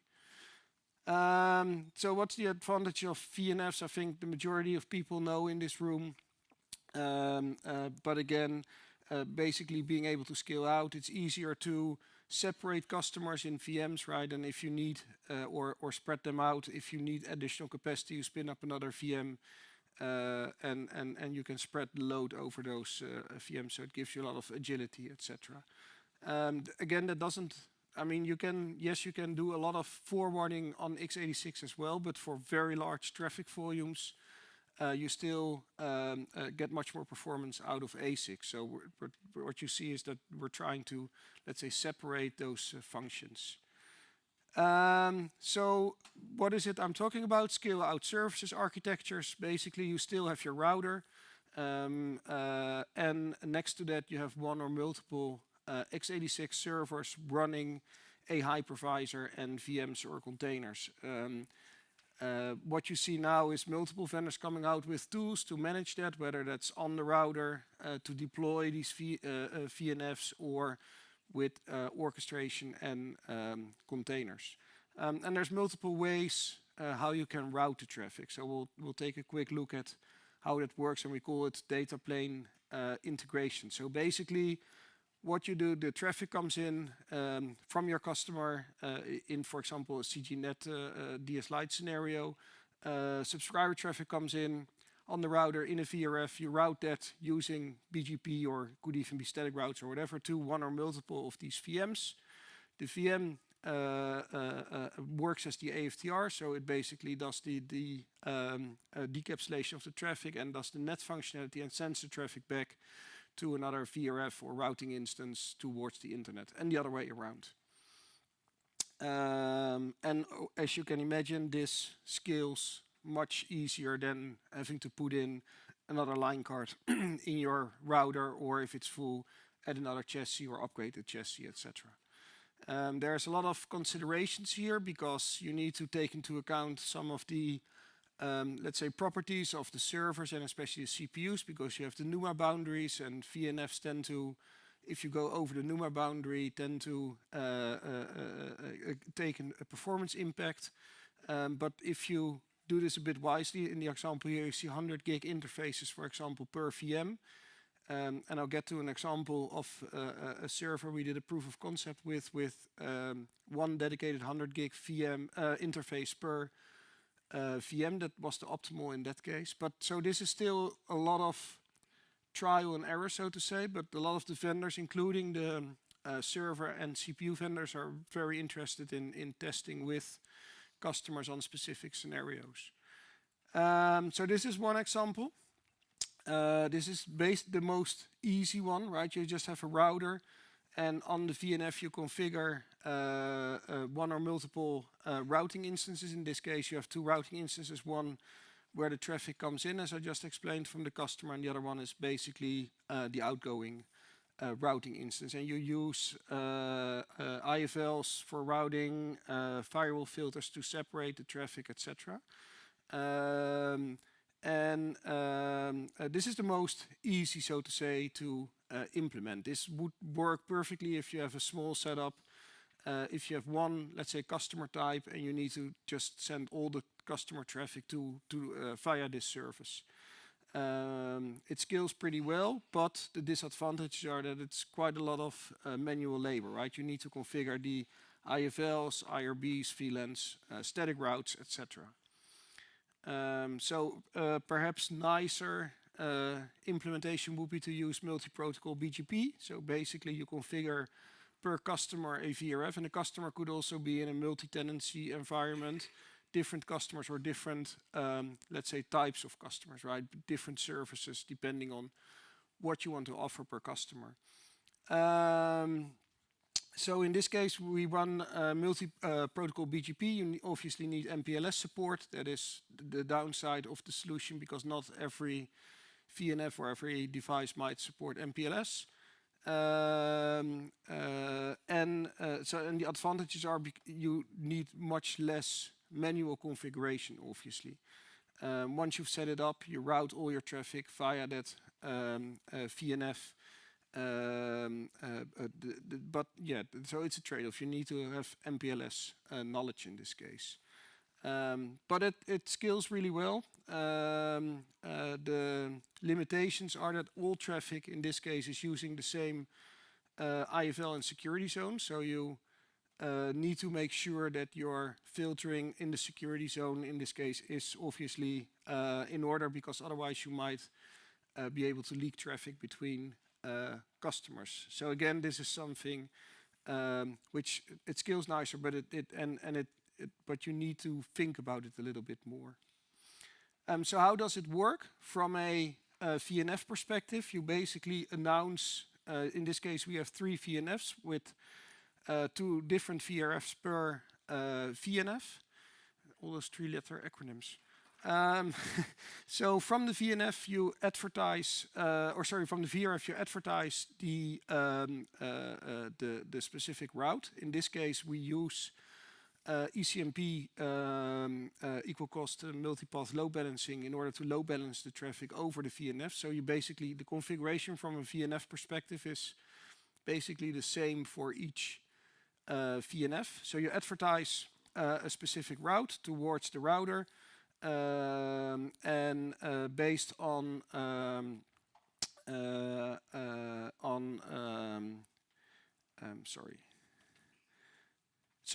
based on filters. So I need glasses, I think, or I need a bigger type.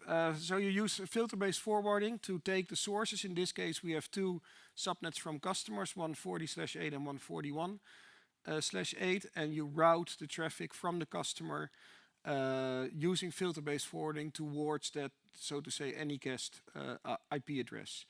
And you basically load balance the traffic over the different VRFs.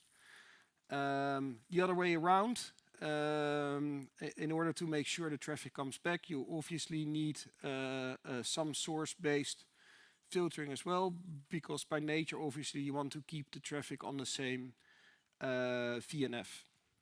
But the other way around, you announce the specific customer route from the client VNF to the router in the middle, and that one announces it to the VNF. So it's in that sense pretty straightforward. If you obviously want to scale this much larger, you might want to think about doing some controllers and stuff, because this is nice if you want to configure it for such a simple setup. But imagine if you scale this bigger, you still need a lot of work to be done there.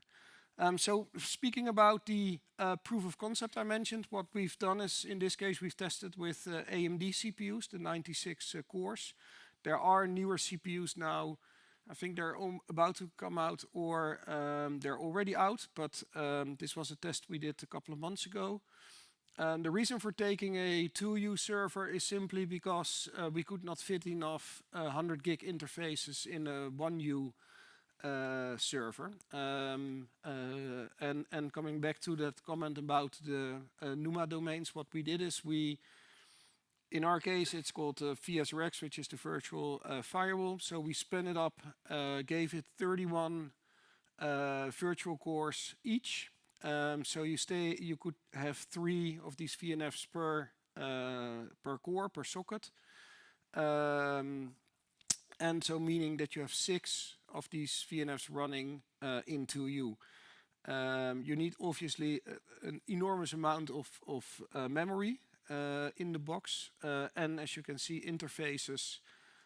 So in total, 6 interface cards with each dual port, meaning you have 100 gig 2 times dedicated per VNF, and we couldn't fit that in a single box. So if there's a vendor who has a single box, then you can even go smaller.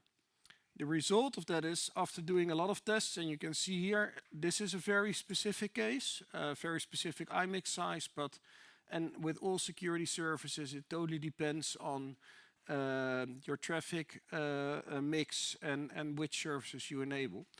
But specifically for DS Lite, per VNF with this 31 vCPUs and 96 gigs of memory, we reached a little over 80 gigabits of traffic per VNF. So if you do that 6 times, you now have in a 2U server close to 500 gigabits of DS Lite traffic, which you will never be able to do in ASICs, right?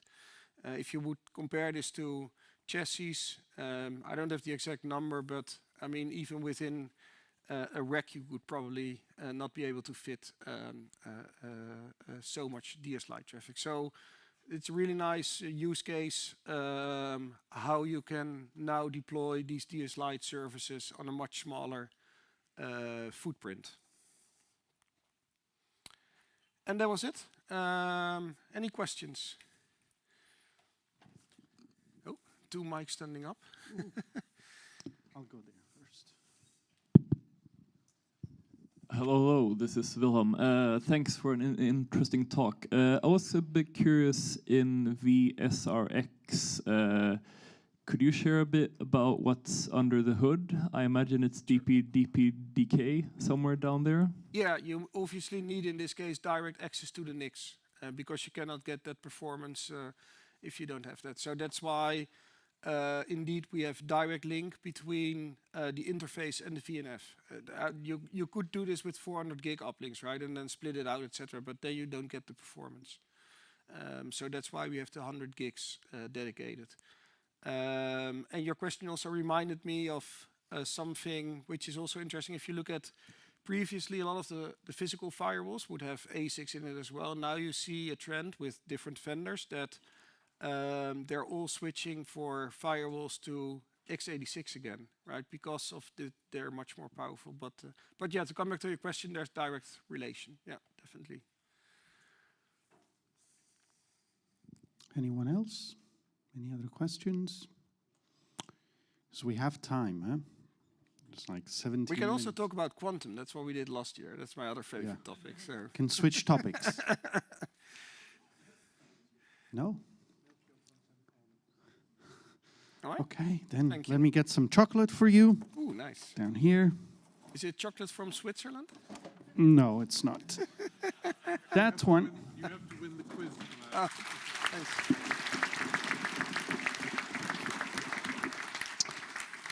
For the Swiss chocolate, you have to wait for the quiz. And we have it here in front. It's one of the prizes for the quiz later today. So thank you, Melchior. Thank you, Max. So we're going for lunch now. I'm not sure if it's going to be already ready, but we're 15 minutes early, so we can try and go for lunch. Then I see you again at 1:30, and you'll have a special guest on stage at 1:30. Sorry? Oh, I have also a recommendation that comes from the front here. Go get some fresh air while you can, and you have some time.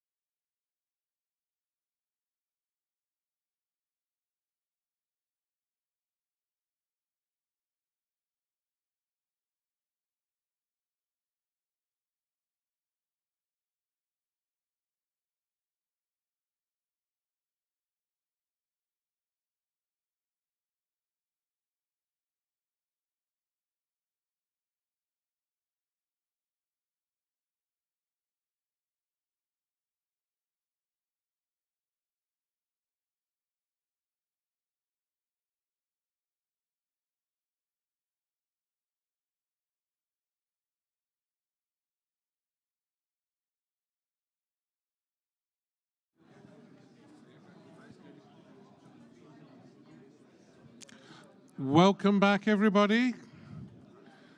I hope you all had a great lunch. I certainly did. And everybody around me seemed to have a good lunch.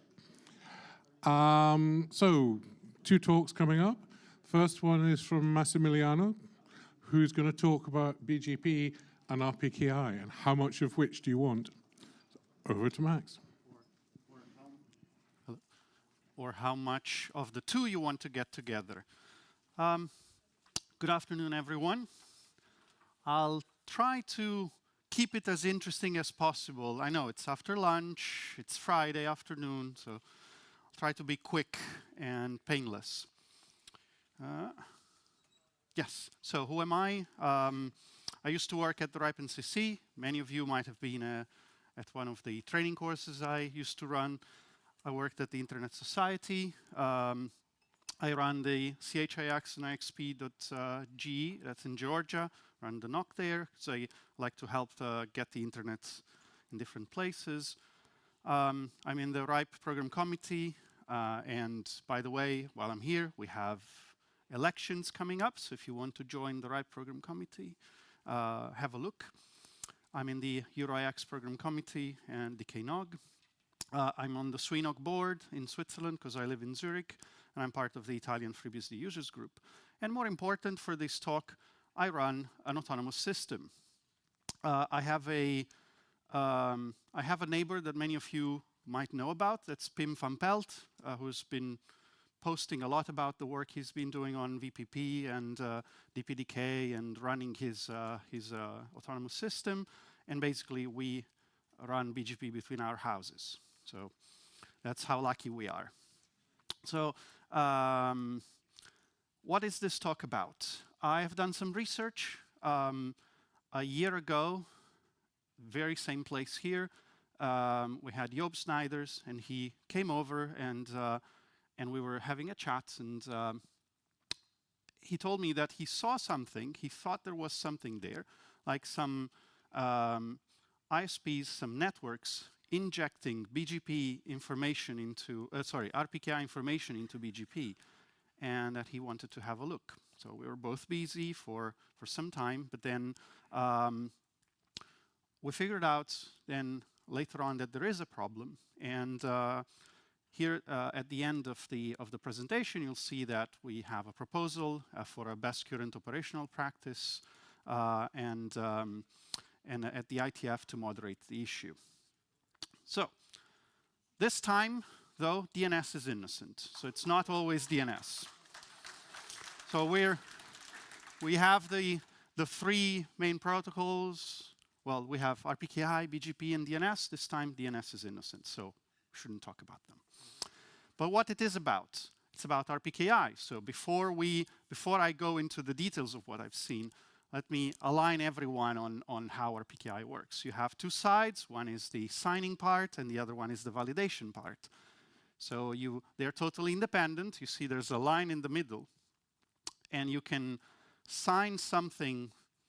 You can sign your ROAs, I will show you in a moment, without doing any validation, or you could do any validation you want without having signed your own ROAs. But what is in a ROA? We have, I like to call them route objects on steroids, because they have a little bit more than a route object. You have a prefix, you have an origin ASN, and anyone is free to put whatever they want in there. And you have a max prefix, max length. Let's forget about that. Let's focus on the prefix and the origin ASN. And then we look at the ROAs, and they've been increasing. This is data about Denmark. You see, in 2020 there was a growth, an immediate growth, and I think it was maybe I haven't had time to look at that, but it probably was Telia or a big ISP who created their ROAs at the time. So we are at a good percentage of coverage, getting there for both V4 and V6. But I'm showing you these. These are graphs that you could see in any country. So there's been growth in RPKI. And with more entities creating their ROAs, we might end up with more issues. One of them is the one I'm going to explain to you in a moment. Others are the fact that we have more and more data in RPKI, and we still are in the learning phase about how to treat it. So we have repositories, we have the 5 RIRs who have these ROAs, this data. You have a validator, that's a software you run on your servers, or some people like to use an external service. I wouldn't recommend that. And with that, you push data to your router. So you have, on one side, ROAs, statements that say where what you should see in BGP, and then you have BGP announcements. And when you get the mix of the two, you can have your routers, help your routers make better routing decisions. So you can easily avoid the networks that are invalid. But what does that mean? We have validation states. And while I'm going to focus on the second part, so what's BGP origin validation, and I see Gerardo recognizing the slides from when I was at the RIPE-NCC. They're the same exact ones, basically. You have a ROA, and the ROA can be either valid or invalid. When it is invalid in this case, in the ROA validation, is when the certificate's expired, the signature's expired, so there is a problem with the chain of trust. But let's focus on when a ROA is valid. So we have data that gets into our validator, and then a BGP announcement at that point can have 3 different states. It can be valid, which is good, it can be invalid, which is bad, which means the origin ASN, the prefix length, they don't match what is in the ROAs, and then we should discard those networks. And then we have not found. Not found is when we don't have a ROA to look at, so we don't have any data to evaluate the BGP announcement that's coming in. So this is our baseline now. Imagine we have 3 states. For every BGP announcement, we look at one of these. We have one of these states. Hopefully, we never see invalids. And then we have on the other side communities. Communities are a way to tag something in a BGP announcement. We put a value, like original communities are 32 bits, so we can put 16 bits, what was the original size of autonomous system numbers. And then we have a second part, another 16 bits as an identifier to tag something. And we can use communities to attribute, to give values, to give additional information, to attach additional information to a BGP announcement. We have normal communities, and then we have large communities. And large communities give us much bigger address space for doing the same, for having the same function. 32 bits for the ASN, 32 bits for a function, and 32 bits for something else we want. So normally you would see large communities being first the AS number of the ASN that tagged them, second the ASN of the neighbor they tagged them for, and then a parameter that's a value, a random value that they picked that defines something. So imagine at one point you could use communities to tag, I don't know, ROV, route origin validation. And people thought about that. So we have a problem because people started doing that. And it was actually something that was recommended at the time, some years ago. But consider that communities are a transitive attribute. So if I tag something in one AS and I send the data over an eBGP connection, that can go everywhere. So what happens when we start doing this and when we have ROV states that change all the time? Because people create ROAs, people delete ROAs all the time. So how does this affect the default-free zone? How many updates do we see with this? And that's where we started investigating. The first part was figuring out where this idea came from. And I agreed with him, but the responsible person is in the room. for this outdated documentation, and it's sitting there in a corner, and it's Melchior. No, I'm joking. Melchior wrote a book some years ago. It was the very first book, or still the only book you can find about how to set up RPKI. And it's focused on Juniper, but it gives you an idea of how to do it in general. Now, he told me yesterday the PDF was updated to include all the new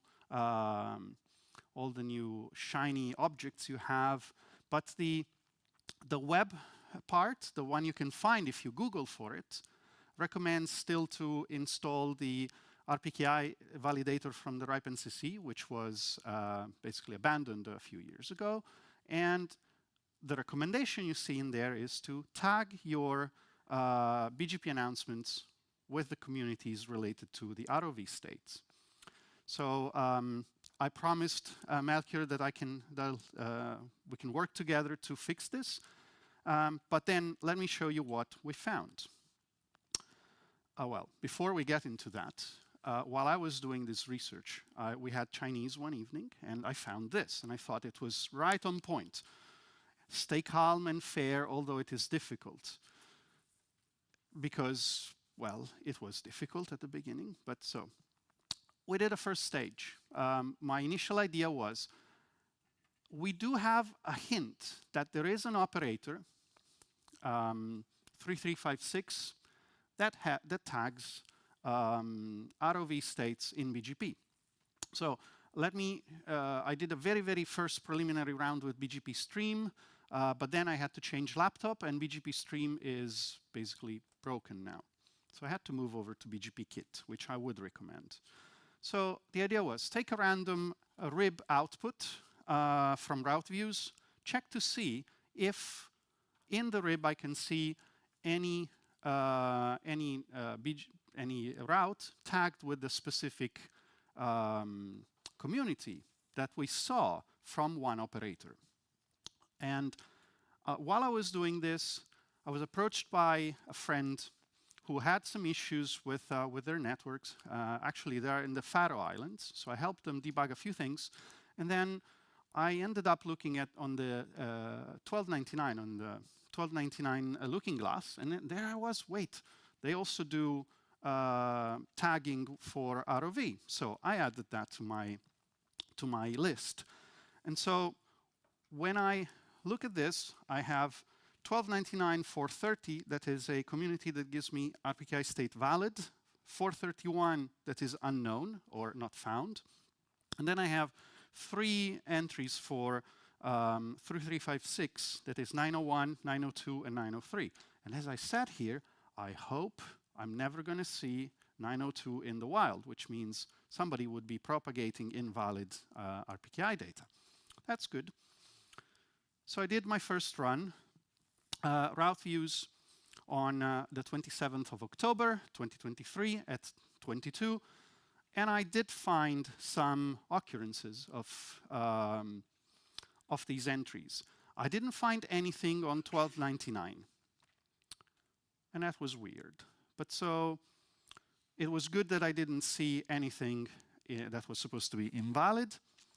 But I had nothing, no visibility of anything from AS1299. So I went over and I looked at other route views collectors.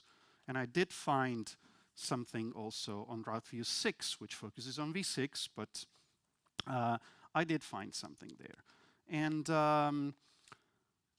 so this gave me a bit of confidence. So we do have something. So I set up a job to check for BGP updates. So this way, with this I went through the BGP updates. I used RIS Live, set it up to give me a total of the updates and the number of updates that contained these specific communities. So what I saw was, you see there's a baseline, the blue here for V6. There's a baseline of hundreds of thousands of entries that come in and churn every time with the target communities. And the number is a bit higher in V4. And Sometimes, depending on the time of the day, you have churns of updates that carry these communities. Keep in mind that this is for RIS Live. There's a question, yes? This is 1 day, 24 hours, yes. This is 24 hours with a distinction between what contained the target and what didn't contain the target communities. So this gave me an idea, like, okay, there are these. So let's go ahead and use a test prefix instead. I have a /29 I could use for this, so IPv6. It's announced. I can have it announced by my own AS number. I have appearing at SwissIX. I have a couple of transits appearing at CHIX, so can be easily propagated. And I also put together a script that updated my ROAS every 6 hours. So every 6 hours, it would create or remove the ROAS, depending if they were there. And then I created a specific filter that would only tell me what was happening to my own prefix.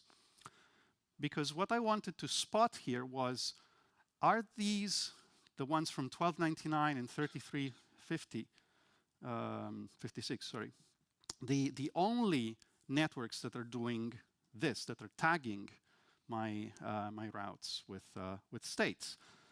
And I found something interesting. So I didn't see anything from 1299 or 3356 because I'm not a customer, most likely, but I spotted ColoClue. Has anybody ever heard of ColoClue before? It's an it's a not, yes? Job is involved in ColoClue, yes. Well, Job was involved. Pim, my neighbor, is involved, and actually I talked to him about it. You can see that between the first and the second entry, there is a difference. There is that 8283 102. And 102 says, accepted from peer because of valid ROA.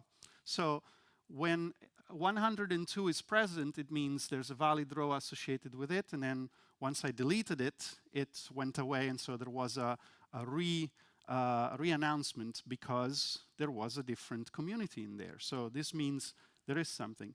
There are a bunch of other networks that I saw doing a similar thing. The problem here is, for example, for one of them, I could go on their website and check which communities they had, and that matched what I could see. For many others, I didn't find any documentation. So I have the feeling there are more, but I can't tell you exactly because I don't have access to their own documentation. I sent some emails to those ASNs I've seen doing it, but I haven't received any replies because in many cases I'm not a customer, so they wouldn't tell me which networks, which communities they have. But as you can see, we do have operators who do this tagging. So what are the conclusions? There is definitely a number of operators doing this. There are people signaling RPKI over BGP communities. The amount of noise is it's notable. It's about 15% of the total updates that I could see consistently during the day. But what I'm saying is, with more and more operators enabling ROV, this might become a bigger and bigger issue because more people will start tagging more communities. So the end discussion we had was we need some BCP documents to recommend not doing this, or at least keep them internal to your network and don't propagate these communities. So we have a BCOP draft, BCP draft, guidance to avoid carrying RPKI validation state in transitive BGP path attributes. There's a link to the data tracker, and you can go and have a look. There is a mention of this study that I did. And what about future work? RIS Live has some limitations where, for example, I couldn't look at large communities because BGP RIS Live doesn't give you large communities by default. It gives you the full packet, the full BGP message. So I went back and implemented a very lightweight BGP message parser to do that, but I still haven't had the time to run it for a day because a lot of manual intervention is required. As I told you, you can see things like usually you would have the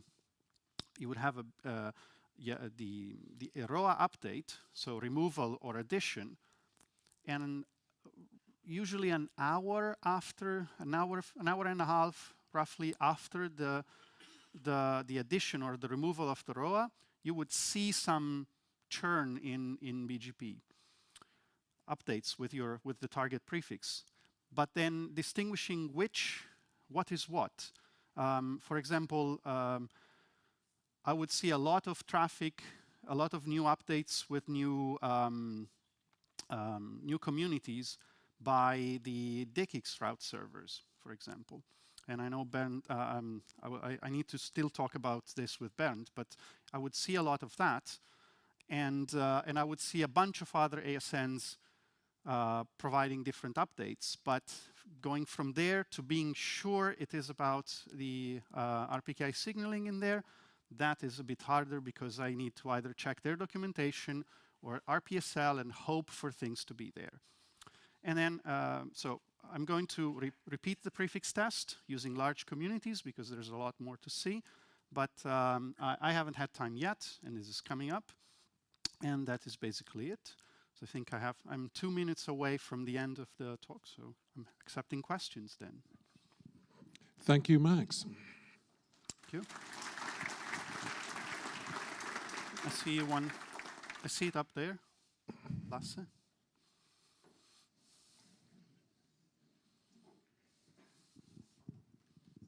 Hi, I'm Lasse from Telia. I'm not sure I really caught the point here. You are removing the RPKI information every 6 hours. I was adding a ROA adding or the removing a ROA. ROA. But that's not the usual behavior of anyone, No, right? So you're doing this as a beacon. Exactly.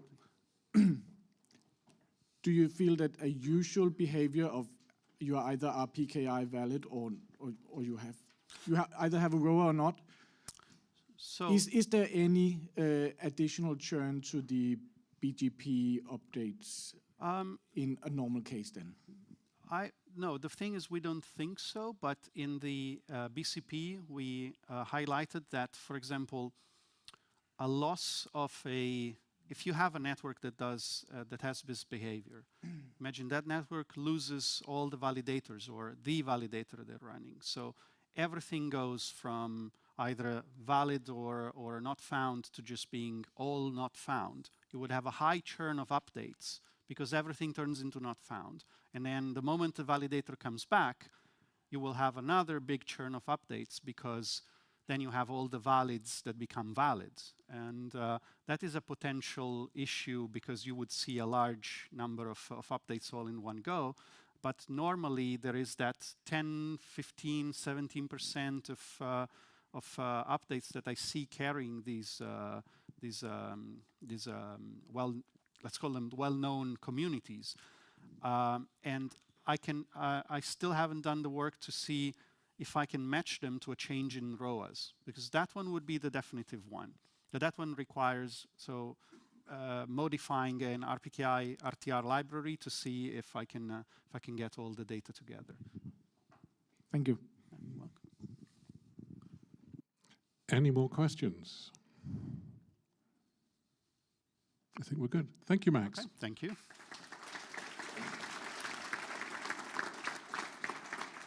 And some chocolates. And now we have a quick lightning talk, which, no.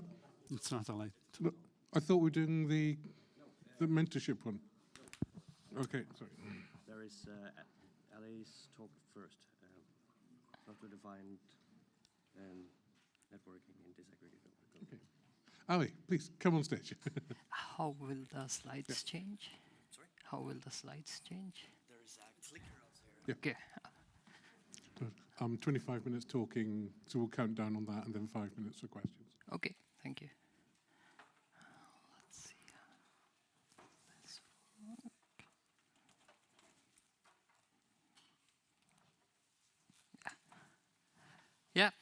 Hello, everybody. I am Ali Hamidi. I know, Friday afternoon session. I promised to keep it simple, but I also wanted to say that this is my first time at DKNOG. I have spoken to people, and I realize a lot of you have been coming here for a lot of years. So I was very excited that I got to come here and present to you, and yeah, get to know some of you. So who am I? I am Ali Hamidi. I work as PLM Optical Solutions at a company called Smart Optics. We are a Scandinavian company with a global reach. That means that we develop optical networking equipment and network management software solutions.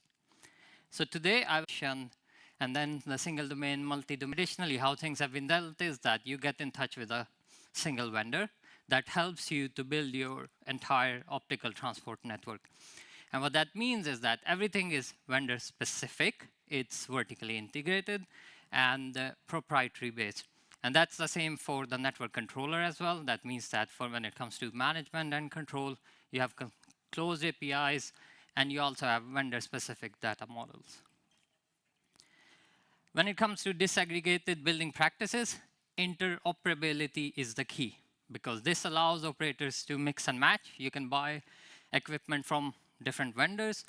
Disaggregation allows you to separate the layer 0 and the layer 1, and also disaggregation from, or separating layer 1 from layer 2 and layer 3 allows you to buy switches or routers from the vendor that fits your needs best. Similarly, when it comes to management of these network elements, you have open management, where the use of open APIs, standard APIs, and common data models enable you to allow and control and manage these optical networking elements. So why has this become a very strong trend? Well, faster innovation. We yesterday heard talks about coherent transceivers. You see how the technology is developing. 400 gigabits, 800 gigabits are not too far away. So this allows you to separate the life cycles. And if you separate the life cycles of layer 0 equipment from layer 1, then the transponders can keep up with this development on the coherent transceiver side. Cost savings, which are very important. And this is possible because of the strong competition. You have the possibility to choose. The vendors have to compete with each other. Best-in-class features. You, as an operator, have the possibility to choose that vendor that provides the features that you need or would like to be employed in your networks. Flexibility. You're not locked in by a single vendor. You have the possibility to choose based on technology and based on features. And ultimately, simplicity. Control, integration, and management using one SDN system. So these are some of the trends which are driving this network disaggregation, but it comes with its own challenges. In the last couple of years, a lot of proof of concepts have been done in this field, and more are ongoing. So we have solid track record from real-world deployments, but more interoperability testing is needed, because ultimately, this is what the whole thing is based on. You also have integrational challenges, and also when you're going to build a network where different parts of the network has equipment from different vendors, you will have some sort of operational efforts that you would need to, from your side, to integrate everything. And what are some of the initiatives in the industry that are driving this? Well, you have the Open ROADM and the Telecom Infra project. They are both consortiums that consist of both vendors and operators. We, being a network equipment provider, we're also part of the Open ROADM that focuses on interoperability when it comes to ROADMs, optical transceivers, and transponders. Also defining common standard YANG models which enable this interoperability. Then you have the Telecom Infra project. In that one of the most interesting one from an optical transport standpoint is the Open and Optical Packet Transport Group. And once again, this one is also defining technologies, architecture, and all the interfaces that you need for disaggregation to work in an open networking environment. And lastly, the open config, and optical networking. So ultimately, one has to remember that interoperability is the key, and focus of all these initiatives is to enable interoperability between networking elements and to allow open management of and control of these networking elements based on standard APIs and open interfaces. So where do we stand? We, Smart Optics, what is our philosophy? Well, we believe that an open line system should be based on open and standard APIs. It should be able to support any combination of embedded DWDM or transponder or muxponder traffic. There are no alien wavelengths. You should be able to support all of them. And no extra licensing costs when it comes to increasing capacity or adding new wavelengths or expanding to higher data rates like 100 gigabits per second or 400 or 800 gigabits in the future. Also, IP over DWDM is a concept that we have been championing for a long time. And of course, full monitoring capabilities are very important. So this is our philosophy. This is how we design our products and have been doing it since the beginning. Moving on. Now, when we have learned about optical openness and disaggregation, the interoperability and the possibility to mix and match, where does software-defined networking come in? Well, everything started with the question, why shouldn't networking devices be programmable? Because it should be possible that if you're using a software controller, then by using standard APIs and open interfaces, you should be able to communicate with networking elements, and you should be able to configure them and manage them and monitor them. Well, what do we mean by that? Well, configuration involves things like resource discovery, service provisioning, fault analysis, troubleshooting, and monitoring, performance monitoring especially. What are some of the controllers that can do this? Well, there are many. You have the open source controllers like UNOS, ODL, but then there are also vendor-specific proprietary-based open controllers that can do the job. But ultimately, the requirement is that the SDN controller allows separability of the control plane from the forwarding plane. So you should be able to control and manage your networking elements through the use of these open interfaces and standard APIs. When it comes to open disaggregated transport networks, there are two types. You can have full disaggregation or partial disaggregation. Well, in a network, you will always have your layers. You have the service orchestration layer, you have the network management layer, and you have the disaggregated network or the infrastructure layer. This is where your optical transport network is, your transponders, your muxponders, and your optical line systems. And full aggregation means that the SDN controller should manage each networking element individually, including your optical terminals and optical line systems and every component that's part of the line system, like multiplexers, demultiplexers, inline amplifiers, and ROADMs.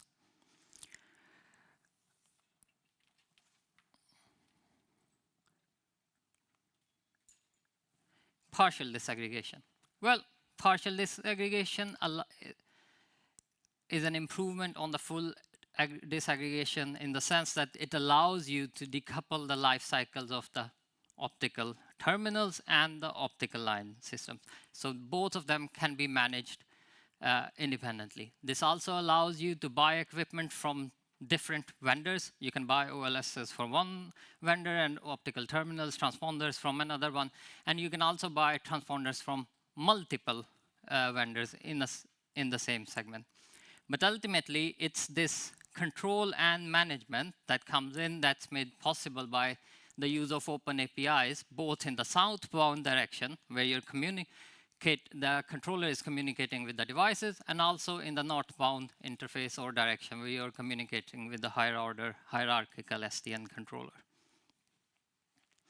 And even within partial disaggregation, you have different concepts like single domain vendor segment when it comes to the optical line segment. So you have, what does that mean? That means is that in the optical transport network part of your segment, network, you have your line systems coming from a particular vendor. And we have been talking about the use of open APIs and standards. So what are these? Let's talk about them as well. Here you see some of the examples. When it comes to managing or communicating with the open line systems, you can use netconf, which is a standard protocol for this purpose. GNMI can be used, vendor-specific protocols can be used, as long as the networking element supports open standard common models. On the open terminal side, OpenConfig is one of the commonly used examples for this purpose. And the network itself contains all the networking elements that can be managed independently. But it's not just restricted to the single domain concept. You can also have different parts of your network where you buy equipment from multiple vendors, so that in one of the segments you have your open line segments from vendor X, and in the other part of the network you have open line systems for vendor Y, and the whole thing comes together through this hierarchical SDN controller, because it's this hierarchical SDN controller that here allows control and management over multi-domain DWDM channels when you have several layers of open line segments. And this allows you to provision traffic and set up every control and management of the network when a command comes from the orchestrator from the upper layers. So what are some of the platforms that allow you to do this? Well, one of them is ODTN. It's an open source software platform for control and management of the network. You see the different layers. At the bottom, you have your infrastructure layers where OpenConfig is used for the control and management of your transponders. And then the open line systems are managed by TAPI, the Transport API. And then in the northbound side, you also use RESTconf-based protocols, which are part of TAPI. And the SDN controller, or the UNOS, is the network operating system that allows you this control plane and this separation, and then control and configuration of your network. And everything is, of course, based on standard and open APIs. Another example is Open Daylight, which is also a modular open platform for network management and automation. And if you look at Open Daylight, it's actually Transport PCE, which is the SDN controller that can be used for controlling the ROADM control application. And in Transport PCE, so Transport PCE is the one that allows you this control. And what do we mean by this control again? Once again, it's configuration of the optical networking elements or the transport equipment through non-proprietary southbound interfaces. Well, some of the commercial use cases, like I said in the beginning, there are many initiatives and there have been many proof of concepts that have been done recently in the past couple of years. All of these have been made possible due to this SDN ecosystem, that you have these open standard APIs for both southbound and northbound interfaces that allows you this control and management and automation of the networking elements. Partially disaggregated optical systems seems to be the trend, because it has become, looking at the trends in the industry, it's clear that this is the preferred architecture as desired by the operators. So and one of the reasons for that is it's much easier and less complex to manage compared to full disaggregated scheme. And then also, more collaborations between vendors is ongoing and needed to align APIs and integrate these solutions. All of these are key to SDN operability. I talked about some of the commercial use cases. TIP, the Telecom Infra project, is one of the common one that comes to mind. They are very committed and focused on building open disaggregated networks. They have many project groups. I talked about the Open Optical Packet Transport group in the beginning, but then you have other ones as well, where you have the Mantra, and you have the mandatory use for SDN transport, and many others.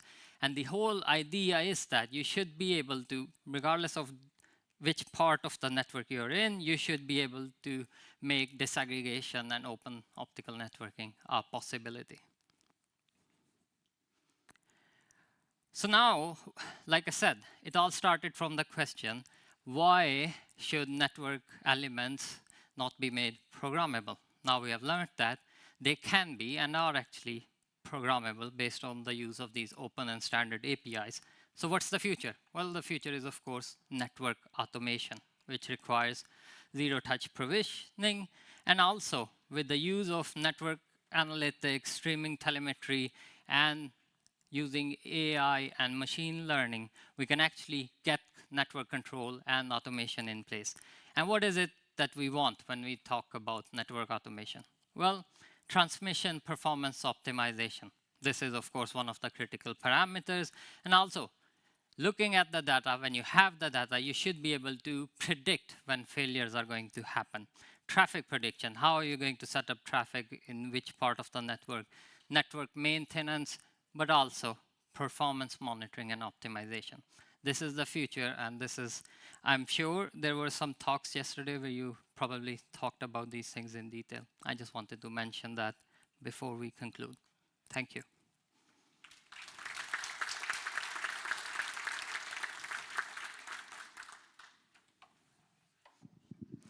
Thank you, Ali. Do we have any questions?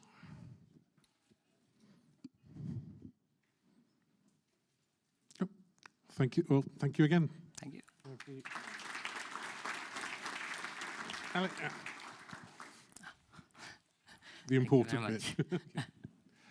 Okay, next up we have lightning talks. We have coffee break now. This is a bit confusing. I made a change to the program. Confusing? So have a coffee. Please enjoy your coffee break. And I'm sure Alan will have fabulous things for us afterwards, led by Mikkel.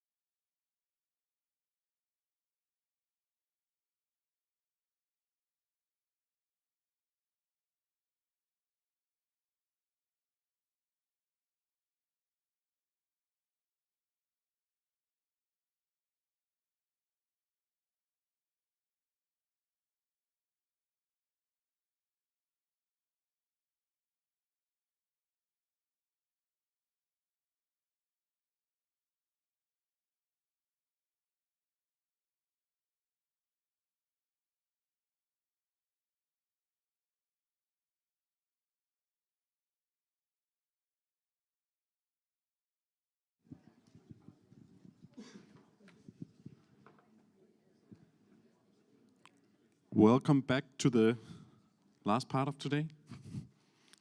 We will have 4 lightning talks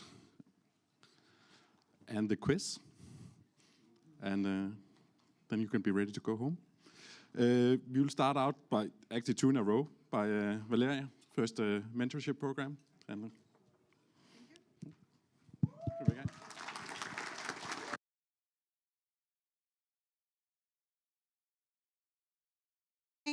Happy International Women's Day.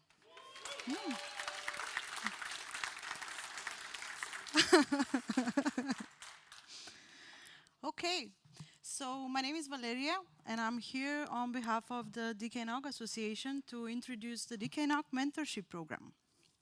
Before we start, let me ask a few questions. How many of you have participated in a formal mentorship program as a mentor or mentee? Anyone? Okay, a few. How many of you have shared knowledge about maybe your network or the equipment you use with a colleague joining your team? Okay, a bit more.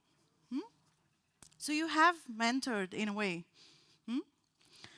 Okay, so why are we doing this? I mean, the DKNOG Association has been giving back to the networking community by organizing this conference in order to allow the platform for knowledge to be shared. And this exchange of knowledge is another main reason why we are doing this. I've tried to put up some examples so you can kind of get an idea why you should participate in a mentorship program and what that can do for you. But of course, joining a mentorship program is also a lot driven by you, the participants, and it can be anything else. It can be some of this, but it can also be, none of that and everything else you may need. Some examples are, getting your first job, your career development, career growth in general, changing jobs, talking about work-life balance, maybe not sharing problems with your wife or husband, but just keep it professional, work-related. Things related to, things we experience on the workplace, conflicts, and technology. Like a lot of us here, we are engineers and we like to talk about technology. That's the main reason why you all come here for this conference. And you can use your mentor as well to bounce ideas off and gain some knowledge there. So, how is the program going to look like? First of all, it would be a program that's for free, so there will be no participation fee from any of you. You can sign up for free, both as mentor and mentees, and we'll make sure to organize some events to support you along the way. It is also meant for people in the networking industry, including academia as well. It's not exclusive with respect to have you been to DKNOG or not. We have chosen to present it here first, so you are the target audience that gets the chance to, go for it first, because there will be a limited amount of participants. But if you want to, if you have a colleague back at your workplace that didn't attend DKNOG, and this would be a thing for them because they need some help maybe in where they are today in their career, then that's definitely something you should share with them. It's also meant for people residing in Denmark or nearby, and the main reason for this was the fact that we wanted to allow participants to have the chance to meet in person. We will be organizing some events, and there will be also obviously the mentor and mentee meetings, and that applies to both. If in some case we're not able to match mentor and mentee on the same location, we are open for remote matches, but we will of course give the preference for face-to-face meetings. The program language is in English. What that means is all the communication from us towards you will be in English. The events we'll organize will be in English. But of course, if you as a mentor or mentee decide to use a different language to communicate with each other, that's totally fine with us, as long as it works with both of you. The timeline is, we expect the program to run for 5 months, from roughly beginning of April till beginning of September. What we recommend is an hour meetings bi-weekly throughout this period. So what that would amount is roughly 8 to 10 sessions in total, so 10 hours of your time really in the next 5 months. We know it's vacation period, so I mean, we are quite flexible on this, and it would be up to mentees and mentees to make sure that this works for them. So do not be discouraged if you've planned your summer vacation throughout that period. We also intend on organizing a few events to help you start it. An introductory event where all the mentors and mentees can get to meet and to be introduced to each other. A midway event where we will follow up on, how is it going, and that give you the chance to share experiences with one another. And a final event to kind of get the feedback from you if this worked the way you expected it and what we can do better. These events are, of course, recommended, but I mean, it's optional. Again, don't be discouraged if you feel that you are not going to make it because you have vacation planned in April. Registration is now open since yesterday. It will close on 28th of March, after which we'll take some time to perform some matchmaking to make sure we assign mentors with mentees and then get it all started. How will we do the matchmaking? We will do this based on several criteria. Experience level is obviously one of them because we want to make sure that you get a more experienced mentor that can help you out.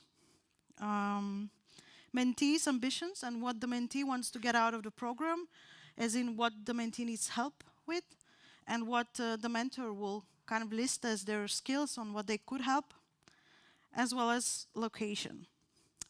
We're kind of getting the information on all of these in the registration form, so please think about it when filling it out because it will help us. The more concise you are on this, it will help us to have better matches. What are the expectations? If you were going to sign up for this, how will this look like for you if you were a mentee or a mentor? Mentees are responsible basically for driving the overall process. They're the ones that need to book the meetings, that need to set the overall goal of attending and participating in this program, as well as define the topics for discussion. Mentors are there to, be active listeners, to ask the right questions and share their own experiences, and that in that way helping the mentees. For both, we know that, what works sometimes with some people does not work others, and we will be here to help you out on the way. Thanks to Thomas, who made this nice diagram, but we thought this is an engineering audience, so we might as well present it in a format so you will understand it. So we'll have all the tips on, how to do small talk, depending if it's online or not, and offering hot beverages and all that. So there'll be plenty more of that to come. So no worries, really. I've done it myself 3 times, and it can be very different. It really depends on what you want to get out of it.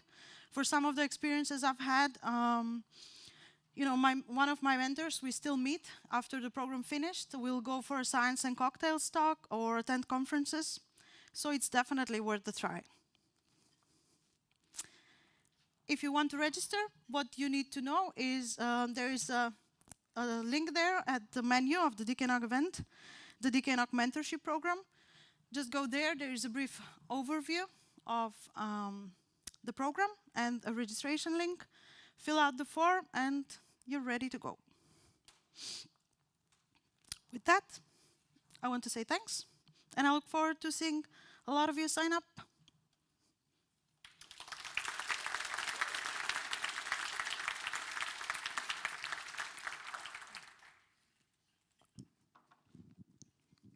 Yeah. Only one. I still expect 2 chocolates, huh? Yeah, but only one. Any quick questions? No? Yeah.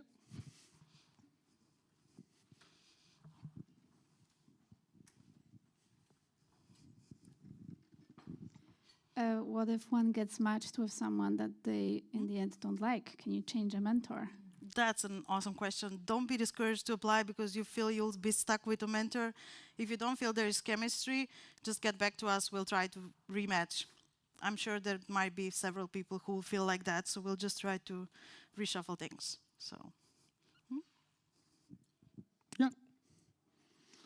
Well, then for the next talk, we have Valeria talking about 400 gig ZR objects. yes, still Valeria, but now from Telia.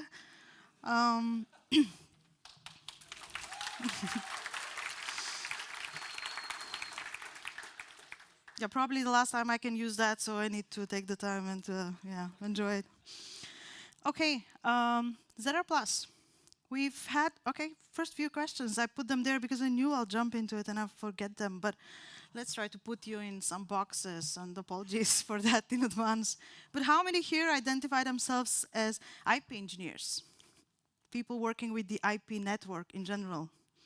Your options are IP or WDM, and I mean, it can be okay, IP primarily. What about WDM? Oh, actually more than I expected. Yeah, some shaking, but that counts. And how many are doing ZR Plus or planning to do it in the near future? As in this year? Okay, that's also, yeah, okay, you don't count. Okay, that's actually more than expected as well. And if I'm boring you, then yeah, apologies for that in advance. We've had a very nice talk actually earlier today on what open optical networks are. So I will not bore you with too much of the details, but basically this drawing pretty much shows what we in Telia have been looking at. So the top diagram is a traditional closed WDM system where you have the two IP routers on the ends and then a single color for all the WDM boxes in the middle, meaning they're provided by one single vendor.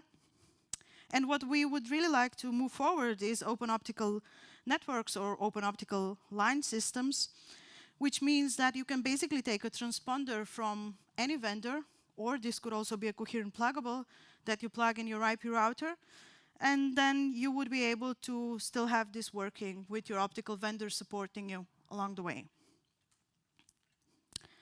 The benefits, obviously, when one looks at this, I took some numbers from what Aurelian has publicly announced, and there are significant cost savings in doing this. So obviously, from an operator perspective, this is actually quite interesting to look at.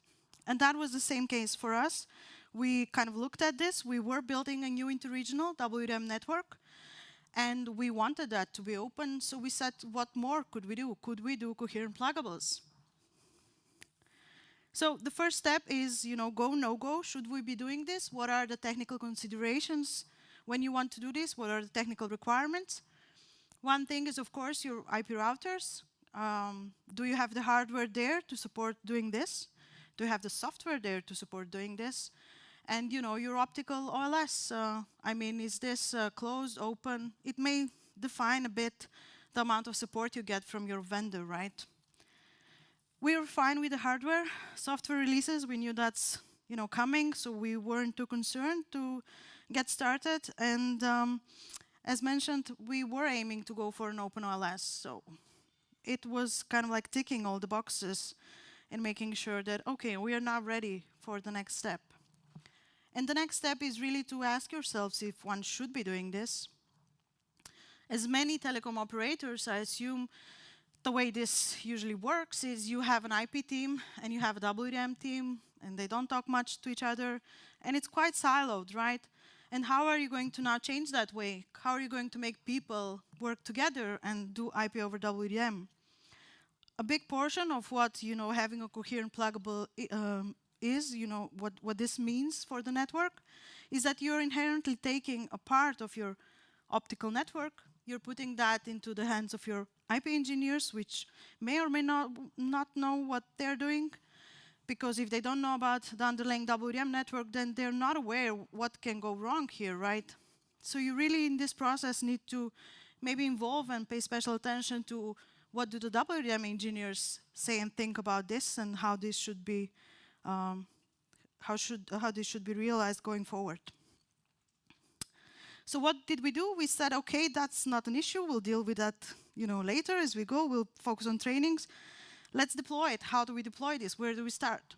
So our interregional WDM network we identified several links that we wanted to investigate this performance. And for those of you that have done WDM planning, you know that you don't just go and deploy things. When you are doing WDM, you actually have to go and plan first. So go in a simulation tool in which you'll validate the performance and make sure that this would actually work when you go in the field. And when it's a closed WDM system, this is easy to simulate in the sense that it's all the elements are provided by the same vendor. When it is an open OLS, neither vendor has the full picture, right? Not the vendor providing the 0+, neither does the vendor providing the OLS. So in our case, we asked both of them to kind of look into it, simulate it, knowing we'll get kind of a partial picture of what this would look like. And it was really partial to start with, because they kind of came, like half of the responses we got were conflicting, so we kind of weren't sure really how will this look like. And we said, okay, maybe let's try to do a field trial, and do that field trial with the solely purpose of validating, which vendor is closer and what should we be expecting when planning where to deploy it. So what we did is we took one link that was a sure yes, where both vendors said, yes, this will work. And two maybe links, so two links for which this one vendor said no, one vendor said yes. And we said, let's test that. So the test was rather simple.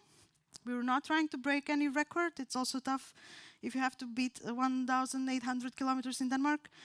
The three links were like one really short, one middle, and a bit longer link with a different setup, either ROADM to ROADM or with some ILS in betweens. And we used Cisco IP routers with a ZR+ and some Nokia-based OLS. Testing with a single native channel originating from a Nokia optical transponder box, going in the same OLS together with the ZR+. The conclusion was that it actually worked on all three links. So the measured performance was closer to what the ZR+ vendor had provided. Though, of course, these were not directly comparable in the sense that when you do the planning and the validation, you actually account for some end-of-life margins. But at least we were kind of confident that, okay, we should keep on going with this. Next, even more testing in the lab, stress testing, modes, different modes, and so on, speeds, as well as how do we do this? How do we put all these processes in place? Who will be planning this? Who will be implementing this? Who will be operating this? When to involve which vendor, right? And upskilling of engineers, both IP and WDM. And what we did is we actually started by just offering a basic WDM training to the IP engineers. So not even talking about ZR+, but just WDM basics. And what happened shortly after those trainings is actually that one IP engineer was able to identify a fault, a specific fault scenario in the WDM network that would have caused a specific fault in the IP network. Now, this was not something we could have identified before, right? And I started by saying the main benefits for doing this, that's cost. And, the challenge is the operational aspects of this and your IP and WDM people being siloed. But truly, if you overcome that challenge, this can be a very rewarding exercise, because what you then do is you really open up for building a much better network than what you were able to do before. So keep that in mind if you are doing it, or maybe we'll consider doing it, for sure. Okay, thank you.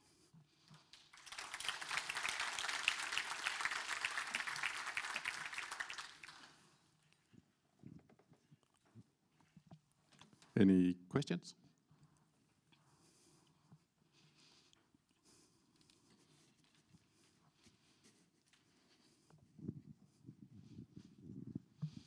Yeah, I'm from Red, and we got also some experience with IP over the DWDM. And have you got your equipment software ready from the day one once you began this journey, or you need to chase a vendor to get this upgrade, to get all the capabilities that you require in this project? It was fun because at the beginning when we had to do all the planning, it was a lot about chasing, but we also knew that if you do an open optical network, you are the integrator. You're the one that has the responsibility of putting all the vendors and all of their equipment, and we kind of accepted on that. We're in the process of putting it in productions. The final processes are being finalized, so it's still not live. The WDM network is installed. It's just a matter of turning it on and saying, okay, now we use this for actual live traffic. So how much we'll be chasing them for operational purposes, I'll tell you next year. Oh, thanks.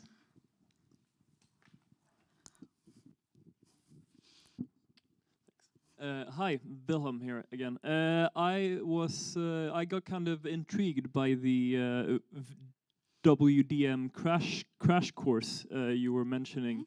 Did you build the material yourself? Do you have any nice reference material you would recommend for an IP guy who would like to know more? Thanks. We used the knowledge of it was internal training. So, you know, taking literally our WDM engineer and saying, tell them what you do to our IP engineers. And I actually think if you do that, then you also make those people like start talking to each other. I did a fun exercise at one point where I said, you know, when you say link, a link in the IP, for the IP guys, it's actually different than what a link is in the WDM domain. So start by thinking of the terminology you use. But just making them talk and then align and understand how they use the language, that's, I think, a good enough starting point. I can come up with some suggestions for literature otherwise if you, yeah. And then promise me you'll ask the WDM guys next year some questions, because if it's an optical talk, there are never questions from you IP guys. Okay, thank you. Please give a big hand to Valeria. Oh, yeah. Now we have Christopher giving a PeeringDB update. Yeah. And big hand.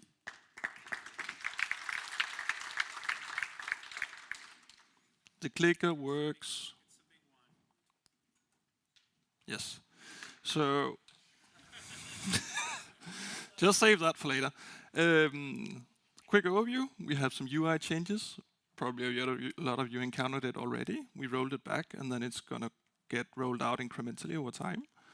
We have the new KMZ export, improved search function, beta testing. We are trying to make it more visible to avoid the big backlash, and a call for volunteers. So a planned improvement is we have very poorly optimized for mobile design, which we are very focused on.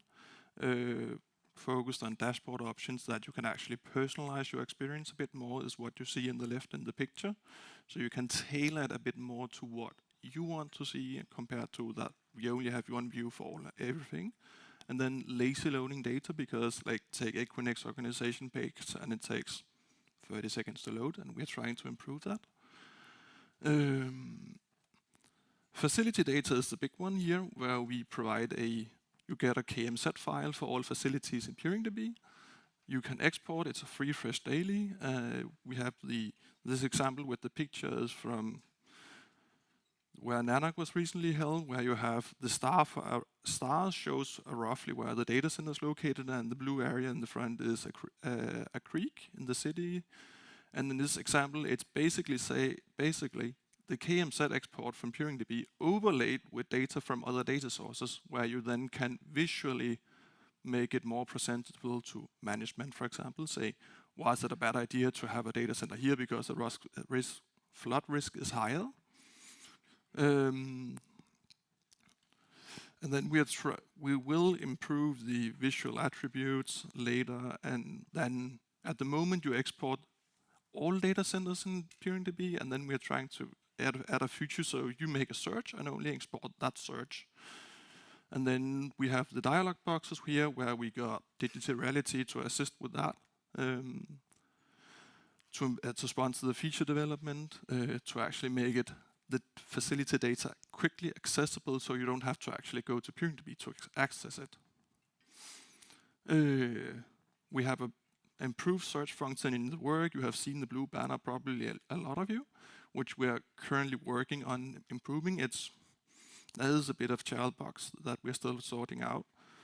Location search, where you search for state or city, and then you only get it from there, so it's more like an organic search, and then we implement operators so you can write it like a simple query language in the search box itself, and so you can tailor your search result to your own needs. We are having a beta environment where not a lot of people use it, which caused a big backlash for UI changes we did recently. GitHub was flooded, people got back channel reports, everything. It was a nightmare essentially, which is why it was rolled back. So now we are trying to improve that to avoid it with encouraging people to use the beta. It's gonna probably take a while to actually get it. We are trying to improve the beta so it's near production data where we refresh the data on the beta. So when you make a change, it's available in the beta no less than 2 hours later. And improving the feedback mechanism in the beta as well. And here's where you can access as a beta, peeringdb.com, and then you can contact the product com at pc.peeringdb.com for any questions related to it, if you have any. And we have a call for volunteers if anybody wants to volunteer a bit of their time. We are a bit understaffed, to be honest. So if you want your support tickets quicker answered, maybe volunteer for your time. Then you can learn. If you don't have technical knowledge, it's also a way to contribute to PeeringDB if you wish to do so. Email us at either admin.lists@peeringdb.com or reach out to people you know at PeeringDB, example me. And you can then help improve it. This is our sponsor list, which is quite big and growing over time. Maybe your company might want to sponsor it. I've seen several people from the sponsors in here already. Any questions? I'm finished, to be honest.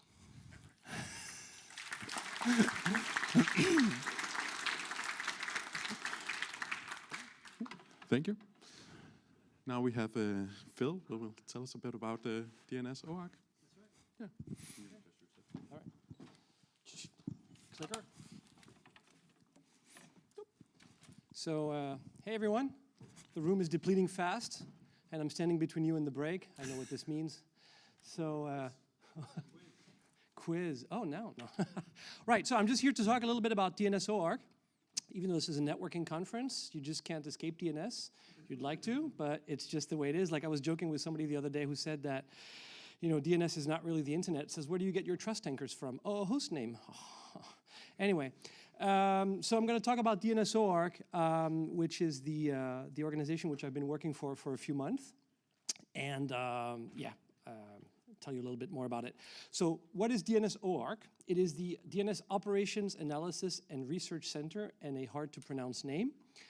And this is a project that started about 20 years ago at the ISC, Internet Software Consortium. It started as an internal project that had mostly to do with trying to create a trust group and have a data sharing initiative between people who ran DNS and trying to figure out, we want to know more about the DNS. It's simple on the surface and it's more complex as you go deeper. I mean, Thomas was saying that yesterday, how the DNS is really deceptively simple on the surface and just fractal as you go down. Since 2008, it's been or 2010, it's a non-profit organization. So there's benefits to that as well. So yeah. Anyway, what's the mission? What do we do?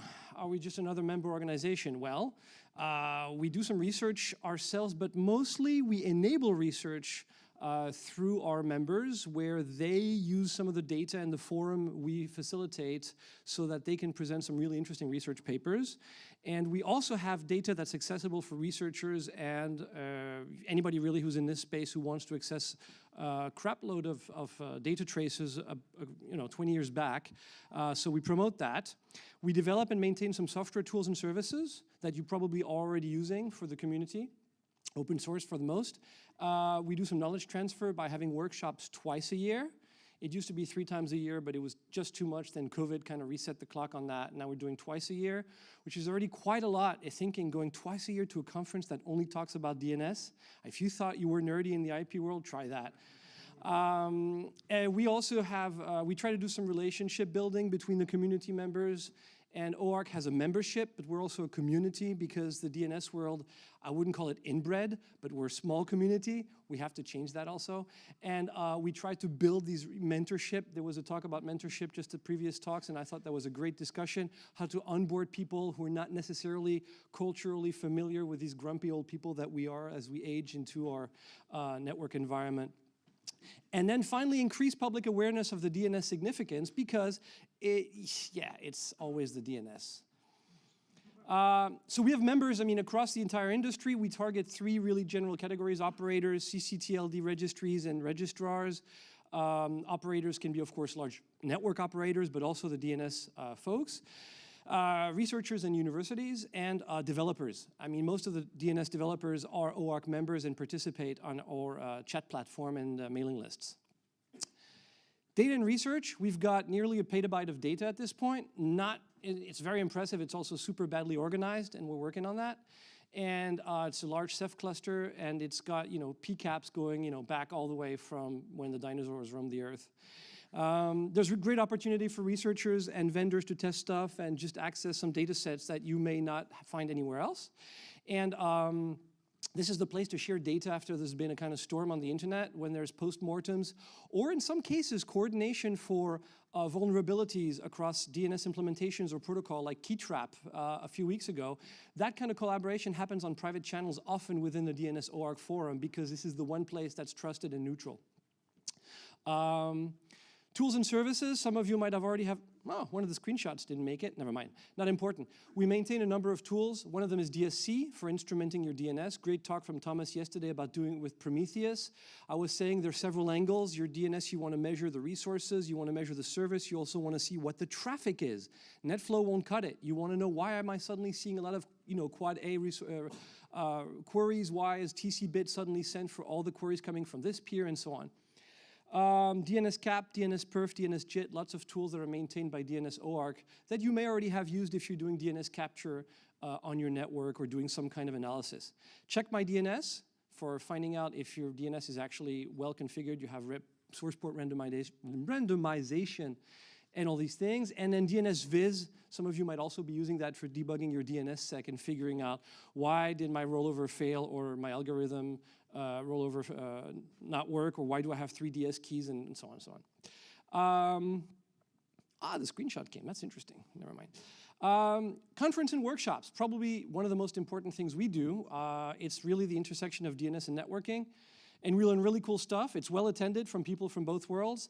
You'll find out stuff like DNS isn't ready for IPv version 6. You thought so, but no. It's like no matter what we set eDNS and buffer sizes at, there's always going to be something that hits packet too large. And this is where you find out that people still filter ICMPv6. We've got a really great study from one of the recent workshops where people found out even when your TTL's expired, applications will cache stuff for much longer than they should, and it causes problems, surprisingly, when you're trying to do GSLB and CDNs and stuff like that. Does anybody have an idea which vendor that sells routers with a logo that looks like the San Francisco Bridge, oh crap, has 82 TXT records on their zone apex? Yes, that's 4,400 bytes returned, and they do that with TC = 1, which means that you don't even get an answer in the UDP packet, which causes really strange stuff across some vendors. Zone transfer does not scale across millions of zones, unfortunately. So how do you actually distribute millions of zones when you're a provider and you have to use some modern mechanism for doing that? What's the impact on the network and so on? Those are stuff we learn at OARC and many other things. Conferences and workshop, they're all over the planet. We had one in Vietnam in September with ICANN. We had one in Charlotte, North Carolina. We had some in the past with RIPE. We're going to try to do more in Europe. And the next one is going to be in, we don't know because ICANN hasn't told us yet. But we try to co-locate with large events like DKNOG and so on. And hopefully, we're going to do it again in Europe because I live in Europe. I like to do less traveling. Community, it's an open forum, and it's actually open to everyone. It's just like DKNOG, all the proceedings and papers and stuff are online. And there's really a lot of good talks online, and everything's on YouTube. You can see all the things streaming there. And there's a Mattermost server, which is probably a stroke of genius when we launched that some years ago. There's like several hundred people from all walks of life, including the networking and DNS, who attend and discuss all things DNS. Some really good things to learn about, and much more dopamine rewarding than mailing lists because you get answers immediately in most cases. And obviously, if you want to discuss best current practices and trade experiences on how to run your DNS or why it's not working or this or that, this is the place to be. And this is all public. And then there's a private side of it, and this is the membership aspect of OARC, which I haven't gotten into, but if you want to pay money to OARC, you get access to additional services, and you're actually subsidizing the community and making this sustainable because we're a nonprofit. Finally, public awareness, yes. And this is from one of the talks. I just hijacked this shamelessly from one of the talks from Atlanta, which got most applause. It was like testing resolvers with fuzzing, and it was fantastic how much, how really some really weird problems you could cause within DNS resolvers by using random data. So it's always about the DNS. It always has been, and it'll never change. OARC Future. We want to make the data more easily available to researchers by having open collaboration. And if anybody here is like a PhD student that's on the street, doesn't know what to do, send them our way. We want to increase the geographical diversity of our participation, both in terms of where we are, who participates. We've just been at Apricot in Bangkok last week for an event to try and reach out in that part of the world, to try to make our event a little bit more diverse and also reach out to the great, the networking that happens down there. They're far ahead of us in many places. They actually know about IPv6 compared to Denmark's deployment. And we want to do outreach and fellowships to get people like Thomas to come to our events, like when he says, I'm independent, I can't afford to travel to the US. So we need to buy him a bulletproof vest and a plane ticket one day. We'll do that through fellowships. And then more events in Europe. I've mentioned that. We'd love to do it. This is pretty much it. Thank you very much. If you're interested, go talk to me or go to dnsoarc.net. It's kind of cool. I mean, the homepage is horrible, but the community is great. And go check out the Mattermost server.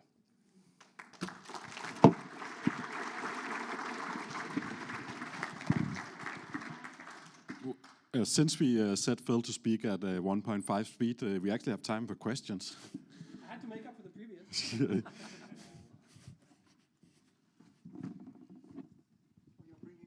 No. So are there pictures of cats on the chat? What? Are there pictures of cats on the chat? There can be. There is an off-topic channel, and people put pictures of cats. Actually, to be honest, I don't have a browser here, but if you go to DNS OARC Medium page, we have a blog. Our lead developer, Jerry Lundstrom, he's actually, every time he makes a software update, there's a picture of the cat at the top. Also dogs, but mostly cats. Do you follow Taylor Swift? Personally?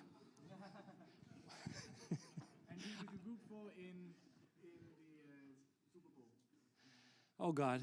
I'm happy for the relevant questions here. I have 2 minutes left. I can't answer that within 2 minutes. I'm sorry. Kansas City's Chiefs, of course. Thank you, Phil. Thank you very much.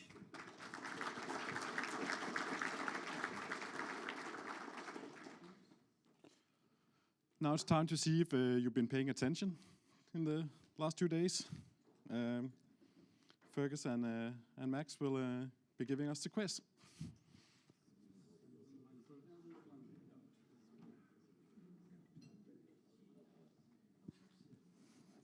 Hello again, everyone. You may remember us. We come every year. Hello, everyone. And of course, we bring prizes, because what's the point of doing this without prizes? We don't want to get lynched when we leave. So, yet again, it's a Kahoot, and it should appear on screen. And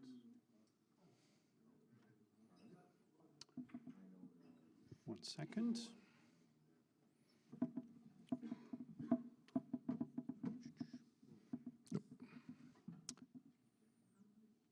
There we are. Here we go. So, scan the QR code, enter the number, go to the app, enter the number. It's nice when you see people joining. Makes it all worthwhile. Sitting for 2 days waiting for this moment. Okay, see the numbers going up pretty quickly, unlike IPv6. Is IP6 any good? It is, but... Just wondering. Yeah. Can we get to 75? 74? Woohoo. Ooh. Woohoo. Encourage your friends not to join because your odds go up of winning. Just being reasonable and practical.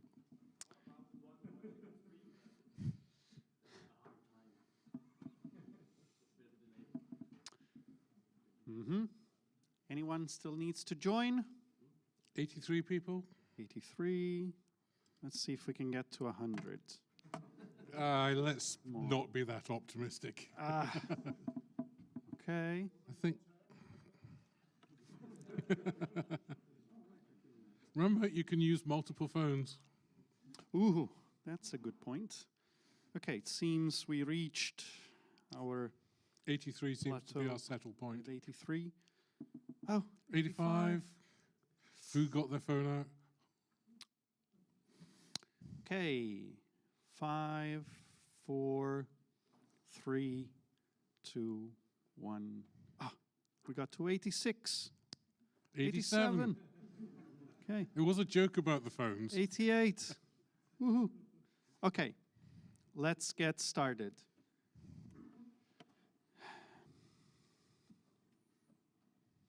So this is DKNOG 2024.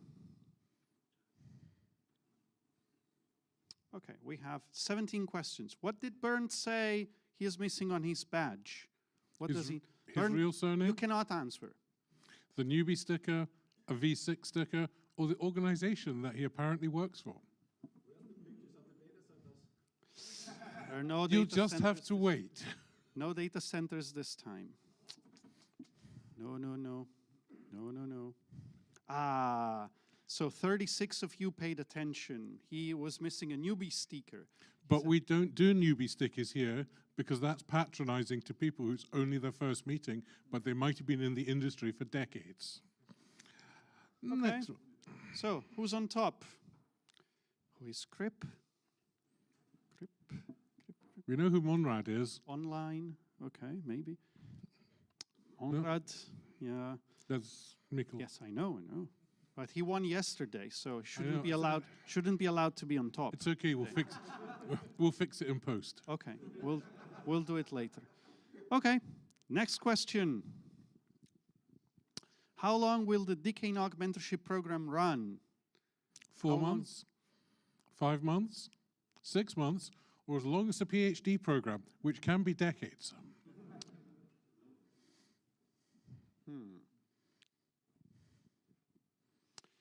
Ooh, good. So I wonder about the 3 people who thought about PhD. Good, good, but... Good that you've got ambition. So it's 5 months.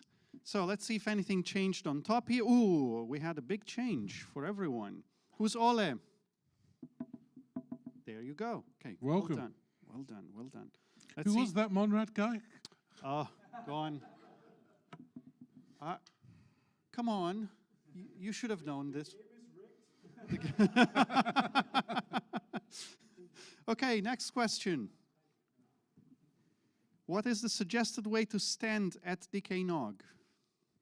The Pac-Man, the Super Mario, the Donkey Kong, or around a campfire? Campfire.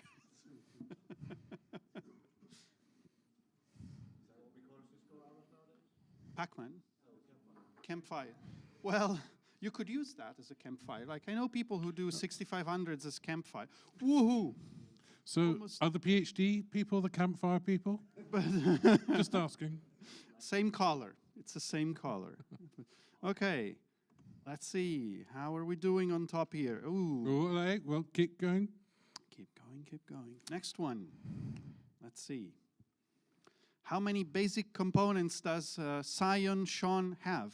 Is it 2, 3, too many, or 5? Kevin, you can't get this one wrong.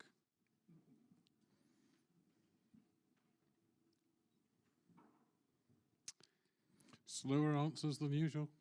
Yeah. Don't forget, the quicker you answer, the more points you get. Okay, it was 3 main components. Confirm it? You confirm it, Kevin? Perfect. So we were paying attention. Yes, but that's a separate conversation. That's a separate conversation, yes. But, Ole consolidated a bit. The leadership was cleared the memory and cleared the board off most people, yep. I don't think I remember what RFC 1925 is. But we need to look that up. Okay. Okay. So, next question. How long could an 800 gig optic reach if run in 400 gig mode?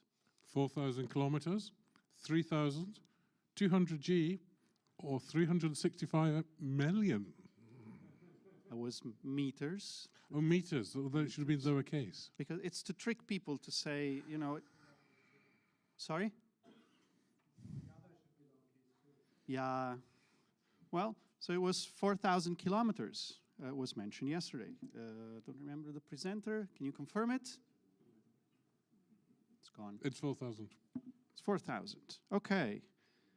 Wow, we see a change. We have a movement. We have some movement on top. That's good. That's good. And but 3 players have answered 4 questions correctly in a row. That's really good. So let's move to the next one. What is the percentage of women present at the meeting? Not presenting, but here at the 10, meeting. 9.4, 24.3, or 2. It's percentage we're talking to, huh? We don't have 9.4 women. We don't have 24.3 women. Well, percentage. Yes. We're looking at percentage. Okay, it was 9.4. Well done. Many of you paid attention. That's good. That's good. Well, yes, we were trying not to mention that. Don't forget, it was the same talk as the Pac-Man, and many people got that wrong. So there we go. Okay, but see, some things have changed on top. Jambo up 9 places. Congratulations, whoever you are. And who is Magic? You are. No? Okay, next. What fruit did James consider going out and buying? Jackfruit, apples, oranges, or jalapenos? Dried jalapenos. Dried jalapenos. It's different. It's different. Very different.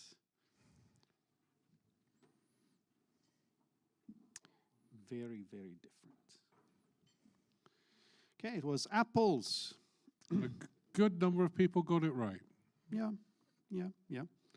But, okay, so, wow, don't let Magic go too far, but there is a bit of a distance between the first and the second now. Remember, the quicker you answer, the far larger score you potentially get. Yep. If you're not sure, answer early. But I see that 12 players just got a streak of 3, which is good. So let's move to the next one. What is the future, according to Ali Hamidi? Network synchronization, retiring from civilization, network automation, or flying home in a car. Flying cars would be nice. Really? Well done, well done. That's network automation. And as a special treat, we're going to give you 2 days of talks next year. Because it's obviously the answer for the future. Cool. So, nothing. Well, yeah, there have been a few changes on top. But steady. We have Magic on top. Good. So, next. What is the current hardware used for traffic generation on BNG Blaster? A Realtek 2000, a TP-Link, an Intel XL170, or a good old 3-com? The 3-com with the... yeah, those interfaces.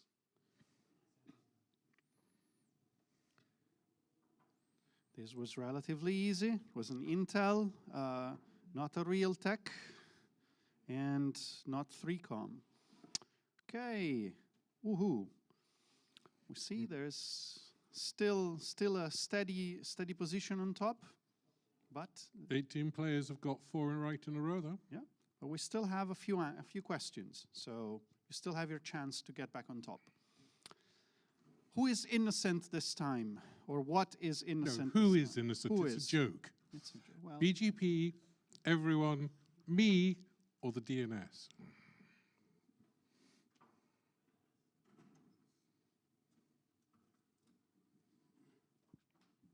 One person's holding out for that decision to answer. wow. Yes.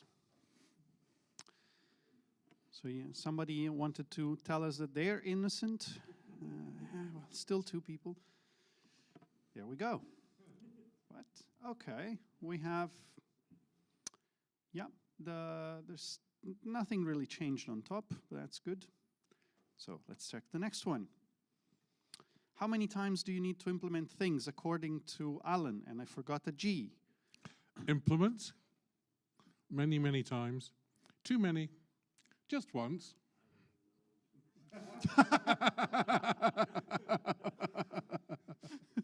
And you write your own slides, you tell us.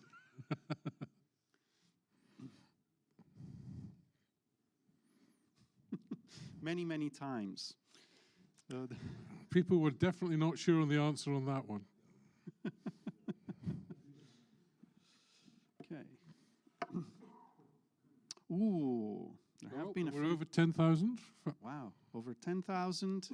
But Ole is still there, trying to catch up, and then there's a good fight for the 3rd position as well. So let's see the next question. How did Gerardo consider his talk title? Decent, pompous, the greatest of all time, or merely appropriate?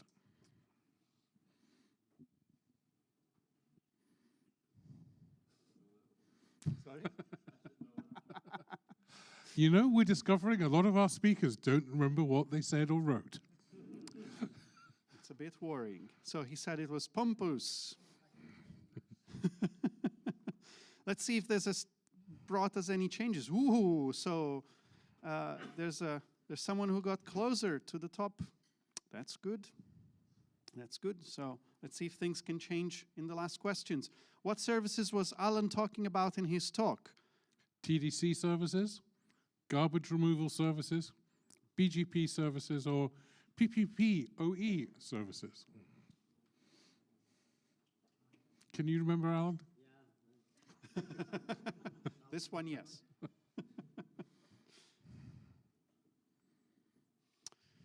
It was TDC services. Let's see if anything. Ooh. Oh, well played. There. Ole is up to the top. Wow, there's a good fight for the first 3 positions, with still a chance also for AS 1989-01 and Arensen V6. Yeah, that's because of that V6. You can still challenge for the top. Okay, next question. How big is an SID? Is it 128, 48, 16, or 32 bits? Glad some of them know the answer. Oof.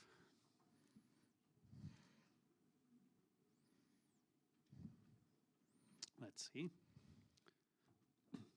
There was 128. Well done, well done, well done. So let's see. Wow, there have been a few changes on top, but everything is close. Very, very close.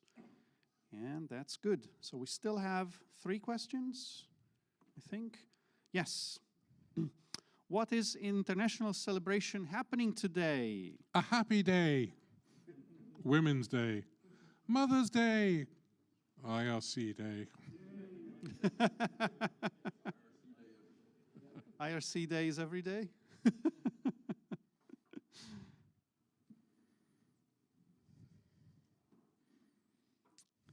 Wow, well done, well done. But however, there are 4 people that would need to go for education afterwards.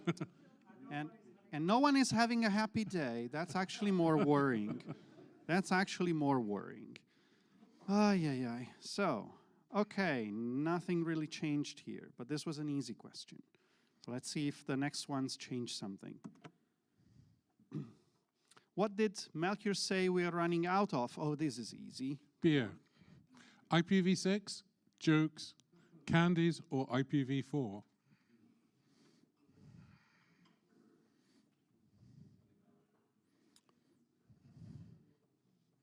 Now, Melchior, do you remember saying this? Wow. I didn't realize we were running out of IPv4. Nah, that's news to me as well. So, okay. So there's still a chance. This is the last question, and I see there's a good fight for the second place. There's a possibility for third place as well. First place is possible if Oli's slow. Possible, yes. Don't be slow, Oli. So, 3, 2, 1, last question. Here we go. What is the coalition NAWAS is part of? Is it The People's Coalition, a defense coalition, a Dutch coalition, or an international coalition? Okay, this is easy if you were paying a bit of attention. If you're out for lunch, not so easy. Some people are struggling. Ooh, that's good. That's good. See, a good majority. Got it right. So, let's see the podium. So, third place for RFC 1925. Who is RFC? And Magic second, and first, Ole. Cool. So, we have 3 prizes. We have chocolate I brought from Switzerland. This is the best chocolate you can find in Switzerland. The coolest T-shirt of the conference, and these will be given out in order of first, second, and third. And of course, everybody's favorite manual T-shirt. Ask me about network documentation. So, okay, Ole.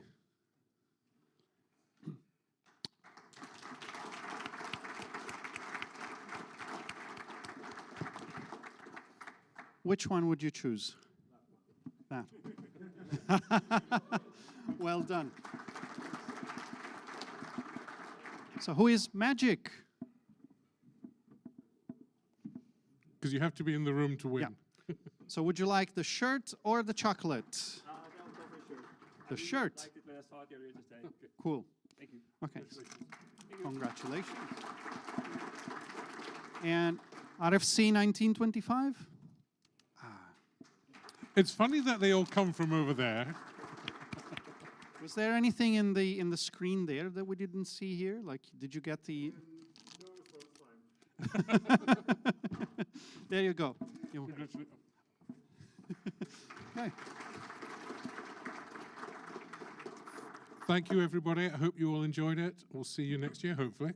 Assuming it's the PC, we invite ourselves back. Yeah.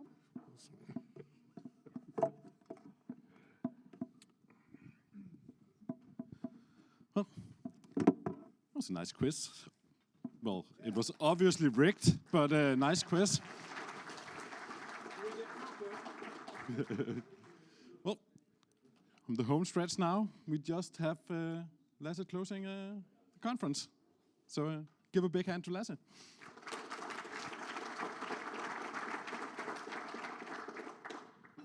So thank you very much to the program committee for all of this great content that we have seen here. And of course, all of you, please fill out the surveys.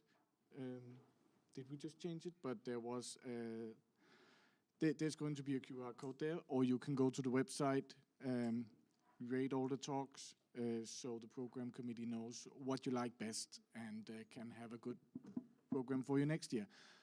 But I would like to ask the full program committee to stand up and I think take a bow, because I thought this was great, and we'll look in the surveys to see if everyone else thought so, but please give a big applause to the program committee.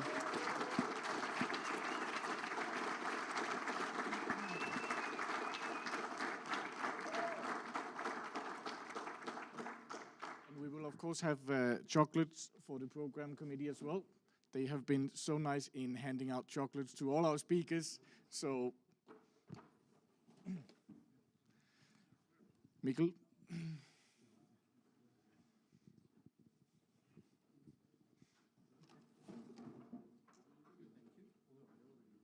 Yeah, but you get one. You get another one. So, thank you very much to the program committee. Thank you everyone for joining. As you've already seen, please join the DKNOG Association if you're not. If you would like more DKNOG than just this once per year, we would very much like to do stuff like Valeria has the membership program. And if you have any suggestions or anything at all, please join us. Alexei. Yeah.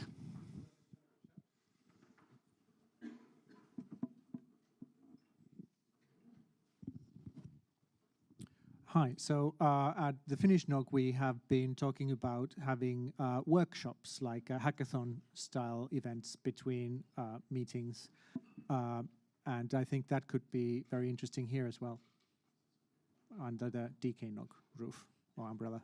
I think that is an excellent suggestion, and my point I was trying to make is please, everyone come forward if you would like to help organize this thing, because we are all here as volunteers, so please help us out. We've been talking a lot about an event in Aarhus maybe, or a hackathon, or whatever you think is appropriate. So become a member, give into the community, but with that, thank you for coming.